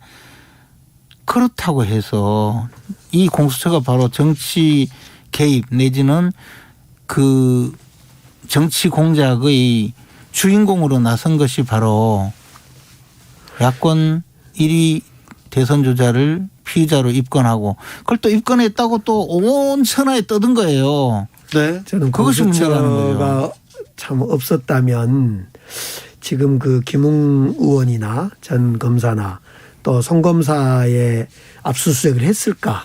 검찰에서 요리 빼고 저리 빼고 안 했을 것 같아요. 그래서 저는 이 문제는 방금 이야기하신 대로 그대로예요. 조사받을 사람 받고 의혹을 해소할 사람 해소하고 그렇게 갔으면 좋겠어요. 네. 네. 7975님 문자 먼저 읽겠습니다. 너무너무 지겨우니까 그만하세요. 여야 모두 확인되지 않은 부분에 대해서 언젠간 그만하고. 그래서 제발 저한테도 만일 이렇다면 네. 어떻게 할래 이런 거 이제 묻지 마시고 드러난 것만 얘기하세요. 사실로 드러나는 부분에 대해서 서로 인정하고 책임지십시오. 추석 다가오는데 국민은 힘듭니다. 계속 그런 얘기 문자 옵니다. 그런데 이건 하나 물어봐야 되겠는데 손준성 검사 청와대에서 손준성 검사를 이렇게 비호하는 세력이 있었다는 얘기가 나왔습니다. 그건 결론적으로 검찰 인사는 다른 인사도 그렇습니다만 혹시 그때 정무수석이었잖아요. 예. 혹시 정무수석으로 할 때 비호 세력 아닙니까? 솔직히 자수하세요. 아무튼 검찰 인사는요. 법무부 장관이 총장과 협의해서 대통령한테 제청하도록 돼 있고 대통령은 제청한 안에 대해서 수정을 못 합니다. 반려를 하거나 받아들이거나 두 가지만 합니다. 네. 그래서 사전에 반려 또는 받아들이기 위해서는 민정수석 반려가 안 돼야 되기 때문에 반려가 된다는 건 그 장관을 사실상 불신임하는 거에 돼버리기 때문에 그 장관과 즉 추미애 장관과 청와대의 민정수석실하고 이렇게 조정을 하고 협의를 합니다. 그 과정이 협의를 하고 그 과정에 추천 경위라든가 검증 결과라든가 이런 것은 공개할 수 없도록 훈령에 대통령 훈령에 딱 못이 박혀 있어요. 그래서 비호했다는 게 아니에요. 선택적으로 발언해서는 안 됩니다. 추미애 장관도. 그러면 비호한 세력이 없었나요? 결국은 그런 점에서 추미애 장관이 그 인사 과정에 대해서 선택적으로 발언했다거나 또는 마치 비호 세력이 있는 것처럼 이야기하는 것은 이 인사 방식의 절차를 무시한 거죠. 원칙을 위배한 거죠. 지금 뭐 다 저렇게 지금 빙빙 돌리는 거 보니까 비호 세력이 있는 청와대 거예요. 청와대 대통령과 법무부 장관의 관계는 뭐 로비를 하거나 청와대가 어떤 검사를 인사에 대해 로비를 하거나 뭐 압박을 하거나 이런 대상이 아니에요. 정확하게 장관은 대통령한테 제청을 해야 되기 때문에 제청할 때 제대로 이것이 통하게 하려면 민정수석하고 협의를 하게 됩니다. 그 협의하는 과정을 무슨 압력이다, 로비다, 압박이다 이러면 안 되죠. 그러면 그때 청와대에서는 수석으로 계셨으니까. 그때 그렇죠. 제가 청와대에서는 현직에 있었죠. 손준성 검사를 쫓아내자 하니까 청와대에서는 쫓아내지 마라 이렇게 한 모양이죠. 아니. 그러니까 비호 세력이. 그 점은 아까도 했지만은. 그렇잖아요. 훈령상 그때 당시에 안 되고요. 그때 당시에 법무장관이 그렇게 하는데 지금 말씀하시는 거는 대통령한테 올라가서 반려되지 않게 하기 위해서 결국은 민정수석이 서로 조율하면서 법무장관은 손준성 내보내겠다 하니까 청와대에서는 내보내지 마라 이렇게 했다는 거 아니에요. 그러니까 비호 세력이라고 했잖아요. 정확하게 2020년 3월 손준성 검사가 이 자리 지금 문제된 자리로 오게 되는데 그때 임명은 제청은 추미애 장관이 했고요. 어제 이낙연 후보가 왜 추미애 후보는 손준성을 그 자리에 앉혔습니까? 라고 물었고 이에 대해서 추미애 후보는 그것을 이야기해 주면 되는데 제청권과 임명권자의 역할을 이야기해 주면 되는데 청와대에서 미뤘겠구만. 본인은 8월에 인사가 한번 또 있습니다. 이때 8월에 이 손준성을 왜 인사 조치를 안 했냐라고 답변을 하지요. 윤석열 총장이 그 사람만큼은 내보내지 말아달라고 여러 군데에서 지금 무슨 압박이 들어왔다. 이건 무슨 말도 안 윤석열의 되는 그런 말씀하세요. 아니, 지금 법무장관은 그게 아니고 이건 청와대에서 윤석열 총장한테 확인해 보세요. 청와대에서 비호 세력이 있어서 자기가 임명하고 싶지도 않은데 어쩔 수 없이 임명했다고 그렇게 이야기했잖아요. 아니 이 점을 한마디만 더 드리면 윤석열 총장한테 당시 총장이었으니까 2000년 3월과 8월 그러니까 아는 게 많은 그리고 다음해 3월 다음에 박범계 장관한테 또 인사가 있었어요. 이 과정에 윤석열 총장은 지속적으로 나의 오직 사람 손준성만은 살려주라 이야기를 했다는 거예요. 1632님께서 사주 의혹 이걸로 대선판이 바뀔 것 같지는 않습니다. 특히 20대 30대는 관심 없습니다 얘기합니다. 오늘 국민의힘 1차 컷오프가 끝났어요. 네. 자, 그리고 근데 아까 결국은 비호 세력이 있는 겁니까 없는 겁니까? 없죠. 비호 세력이란 건 존재하지 않죠. 그러면 윤석열 총장의 거듭된 요구에 의해서 그러면 둘 중에 한 사람은 선거법 위반인데 추미애 장관을 고발하든 하시죠. 왜? 아니죠. 왜? 제가 그러면 공명선거 추진단장 제가 고발해 드릴까요? 추미애 장관은 그렇게 이야기했단 거 아닙니까? 손준성이가 누군지 모르고 관심이 없어서 임명했단 거잖아요. 2030이 관심 없다고 해서 넘어갔습니다. 다른 주제로. 자, 홍준표 의원이 당에서 윤 총장만 이렇게 감싸한다. 그 감싸기 바쁘다. 이렇게 계속 불만을 제기하던데. 아니 지금은 이제 사실은 이 문제가 시작됐고 출범을 지금 했으니까 정부 여당 또 공수처의 그리고 대검까지 나선 이 정치 공작에 우리 당이 막아주는 것은 우리 후보를 보호하기 위해서 막아주는 건 당연한데요. 우리는 우리 후보 어떤 후보라도 똑같이 보호를 해야 될 입장에 있습니다. 그러나 또 홍준표 의원께서 말씀하시듯이 형평성에 문제가 생길 그런 상황까지 가지도 않을 것이고 또 하나는 당이 이제 공범이 된다 이런 말씀하시는데 공범이 될 정도까지 또 말려들 생각도 전혀 없습니다. 그렇습니까? 네, 지금 점정식 당 의원, 김웅 의원, 그다음에 윤석열 후보 여기가 지금 윤석열 후보 놔두죠. 적어도 정점식 의원이 어떤 고발장 지금 검사가 썼다는 송검사가 썼다는 어떤 고발장을 정점식 의원이 실행을 했단 말입니다. 그래서 당은 빨리 이 점에 대해서 검사가 쓴 초안을 가지고 우리가 당시에 여당 의원을 여당 후보를 의원이 아니었지 후보를 고발했구나. 선거 개입에 우리가 공범이구나. 검찰의 선거 개입에 공범이구나 하고 사과하고 진실규명하고요. 빨리 그래줘야 돼요. 저는 그러지 않으니까 다 윤석열 사단이란 말입니다. 윤석열 후보, 김웅은 아니죠. 점점식. 그러니까 윤석열을 보호한다 후보를. 이런 오해를 그게 받고. 윤석열하고 무슨 관계 있어요? 아니 정경심 의원이 윤석열 핵심이잖아요. 최강욱 의원이 범죄를 저질러서 고발을 당했고 그리고 조사받고 기소되어서 재판받아서 유죄 판결 받은 사건인데. 아니 그 사건은 그러니까 당에서 고발했어야지. 그게 무슨 윤석열하고 무슨 관계 있어요? 검사가 쓴 고발장. 네. 자, 그건 아직 확인이 안 됐잖아요. 김종인 전 비대위원장이 선대위원장으로 돌아온다는 얘기가 막 돌고 있는데 이거는 맞습니까? 선대위원 중앙선거대책위원회는 우리 당이 이제 후보가 선출된 11월 5일 전당대회에서 후보가 선출되면 그 이후에 우리 당의 후보가 선거대책위원장을 지명하게 되어 있습니다. 예. 그래서 선거대책위원장은 그때 결정이 될 것이고요. 네. 아직은 지금은 우리가 결정권이 아무도 없죠. 자, 8강이 지금 진출했는데요. 8강 후보를 국민의힘에서 뽑았는데 예상하던 대로입니까? 아니면 대강 예상되던 바죠. 이변은 없었습니까? 황교안 대표가 그 8강 안에 든 거는 약간 이변이었습니다. 왜 황교안 대표는 국무총리도 하고 당 대표도 하신 분인데요. 최근에 이제 뭐 여러 가지로 조금 좀 미신이 손상되는 상황이 많이 돼서 그랬는데 그래도 뭐 또 8강 안에 들었던데. 이 8강 후보 어떻게 보셨어요? 8강 후보 중에 이제 관심사는 도대체 1등을 누가 했냐. 예.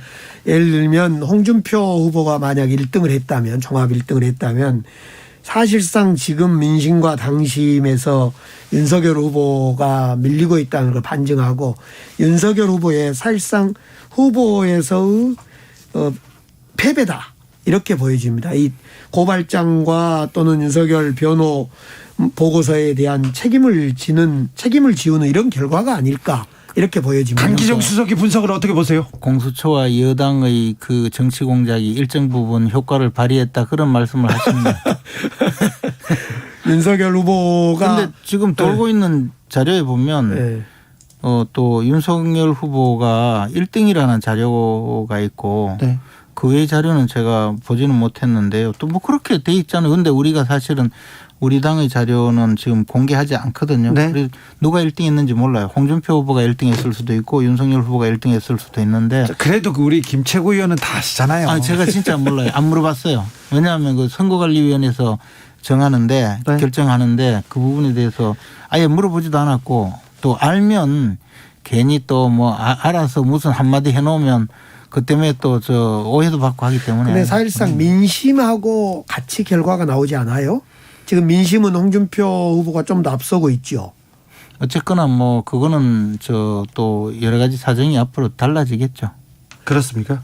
민심은 지금 상승세는 확실한데 홍준표의 상승세는 확실한데 아직 뭐 지켜봐야죠. 시간이 많죠. 8902님이 이 김종인 위원장이 말한 윤석열 후보의 주변의 파리들 얘기하는데 이 부분은 어떻게 정리될까요? 뭐 그전에 신지호 의원이 이준석 뭐 탄핵해야 된다부터 그 윤석열 후보가 한때 지지율이 엄청 높았잖아요. 대세론이 갔을 때 많은 사람들이 윤석열 후보 주위에 모여들었죠. 아마 그분들이 검증받지 않고 캠프를 구성하면서 이 소위 앞으로 많은 사고들을 낼 거다 이렇게 보여집니다. 네. 뭐 하여튼 대선 캠프에는 사실 여러 사람이 모여들고 그 과정에 제 경험상 저도 많이 일을 해봤는데요. 일하는 사람은 20%고 나머지 80%는 이제 묻어서 또 가는 분들이 있거든요. 이제 뭐 그런 분들을 또 팔이라고. 그러니까 홍준표 후보가 윤석열 캠프를 향해서 깜도 안 되는 사람들 이런 표현도 쓰잖아요. 그러니까 홍준표 사람이 캠프 사람이 박지원과 제보자하고 3자 만났다. 이런 의혹을 이제 홍준표 캠프에서는 윤석열 캠프가 우리를 공격한데 깜도 안 된다. 이런데 홍준표 후보 입장에서는 윤석열 캠프가 깜도 안 된 파리들의 집합소라고 보는 거죠. 김재현 최고위원님 정세균 후보의 사퇴에 대해서는 어떻게 보셨어요? 좀 안타깝게 생각합니다. 사실 민주당 후보들 중에서는 그래도 제일 경험도 많고 또 일도 잘하실 분이고 그래도 정치인으로서도 여유가 있는 분인데 역시 민주당 자체가 가장 국민들에게 도움이 안 될 후보 순으로 1, 2, 3, 4등으로 자꾸 가려지는 것 같아서 걱정이 좀 되고 있습니다. 그 이낙연 후보께서 그분도 굉장히 아주 괜찮은 분이거든요. 근데 그분이 의원직 사퇴서를 내면서 그랬잖아요. 제가 가만히 보니까 그분 정말 진심인 것 같아요. 인간적으로 절대로 돼서는 안 될 사람이 지금 1위를 하는 데 대해서 이제 굉장히 인간적으로 힘들어 하시더라고요. 덕담인 듯 인간적으로 디스를 하시네요.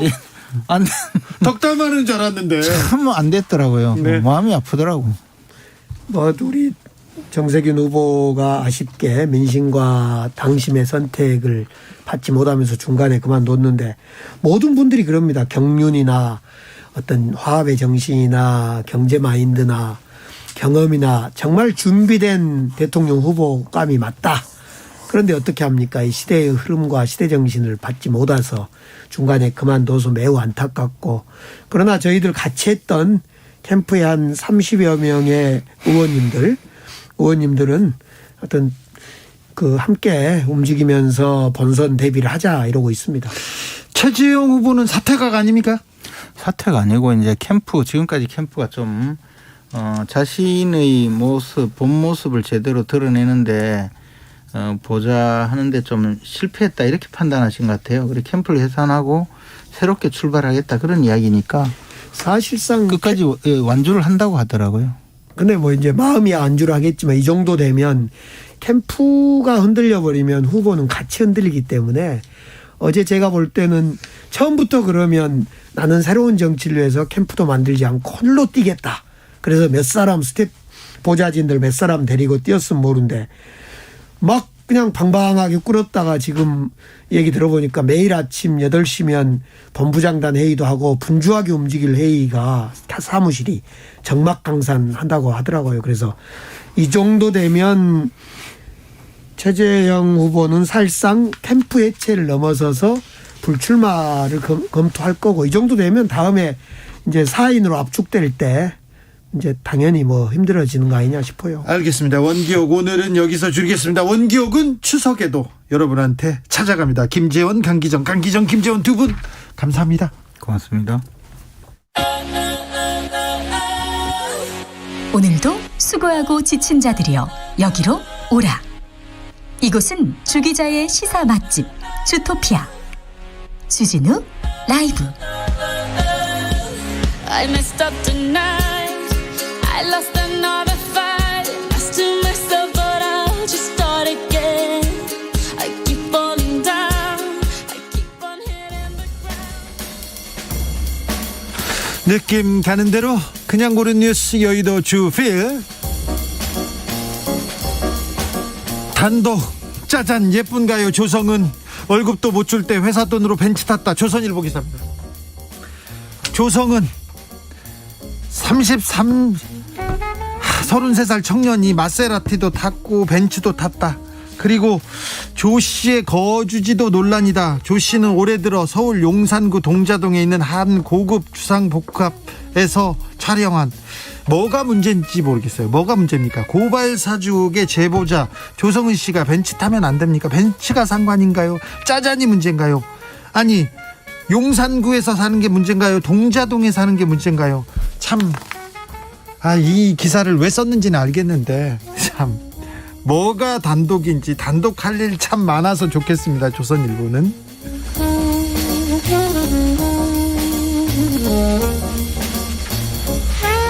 내 옷 건들지 마. 부르카 벗은 아프간 여성들이 입은 옷. 한겨레 기사인데요. 아프간 여성들이 탈레반의 여성차별 정책에 반대해서 소셜미디어에 형형색색의 전통 의상을 입고 사진을 올리고 있습니다. 보셨죠? 와, 사진과 함께 Do not touch my clothes 이렇게 썼습니다. 내 옷 건들지 마, 이렇게 탈레반에 대한 저항 캠페인을 보이는데, 아프간 전통 드레스가 이렇게 다채롭고 이렇게 예쁩니다. 검은색 부르카는 아프간 문화가 아니라고 아프간 사람들이 얘기하고 있습니다. 탈레반이 여성 차별, 여성을 핍박하는 정책을 계속 취하고 있는데 탈레반을 피해서 탈레반 앞에서도 아프간 여성들이 시위를 합니다. 여성 인권을 위해서. 그리고 전 세계에서 아프가니스탄 여성들을 위해서 이렇게 연대하고 응원하고 지지하고 있습니다. 저희들도 응원과 지지의 힘을, 기도를 보내겠습니다. 아프간의 평화를 빕니다. 알리샤 키스의 Call on Fire 들으면서 전 여기서 마무리하겠습니다. 오늘 돌발 퀴즈의 정답은 NSC입니다. NSC. 저는 내일 오후 5시 5분에 찾아오겠습니다. 지금까지 주진우였습니다.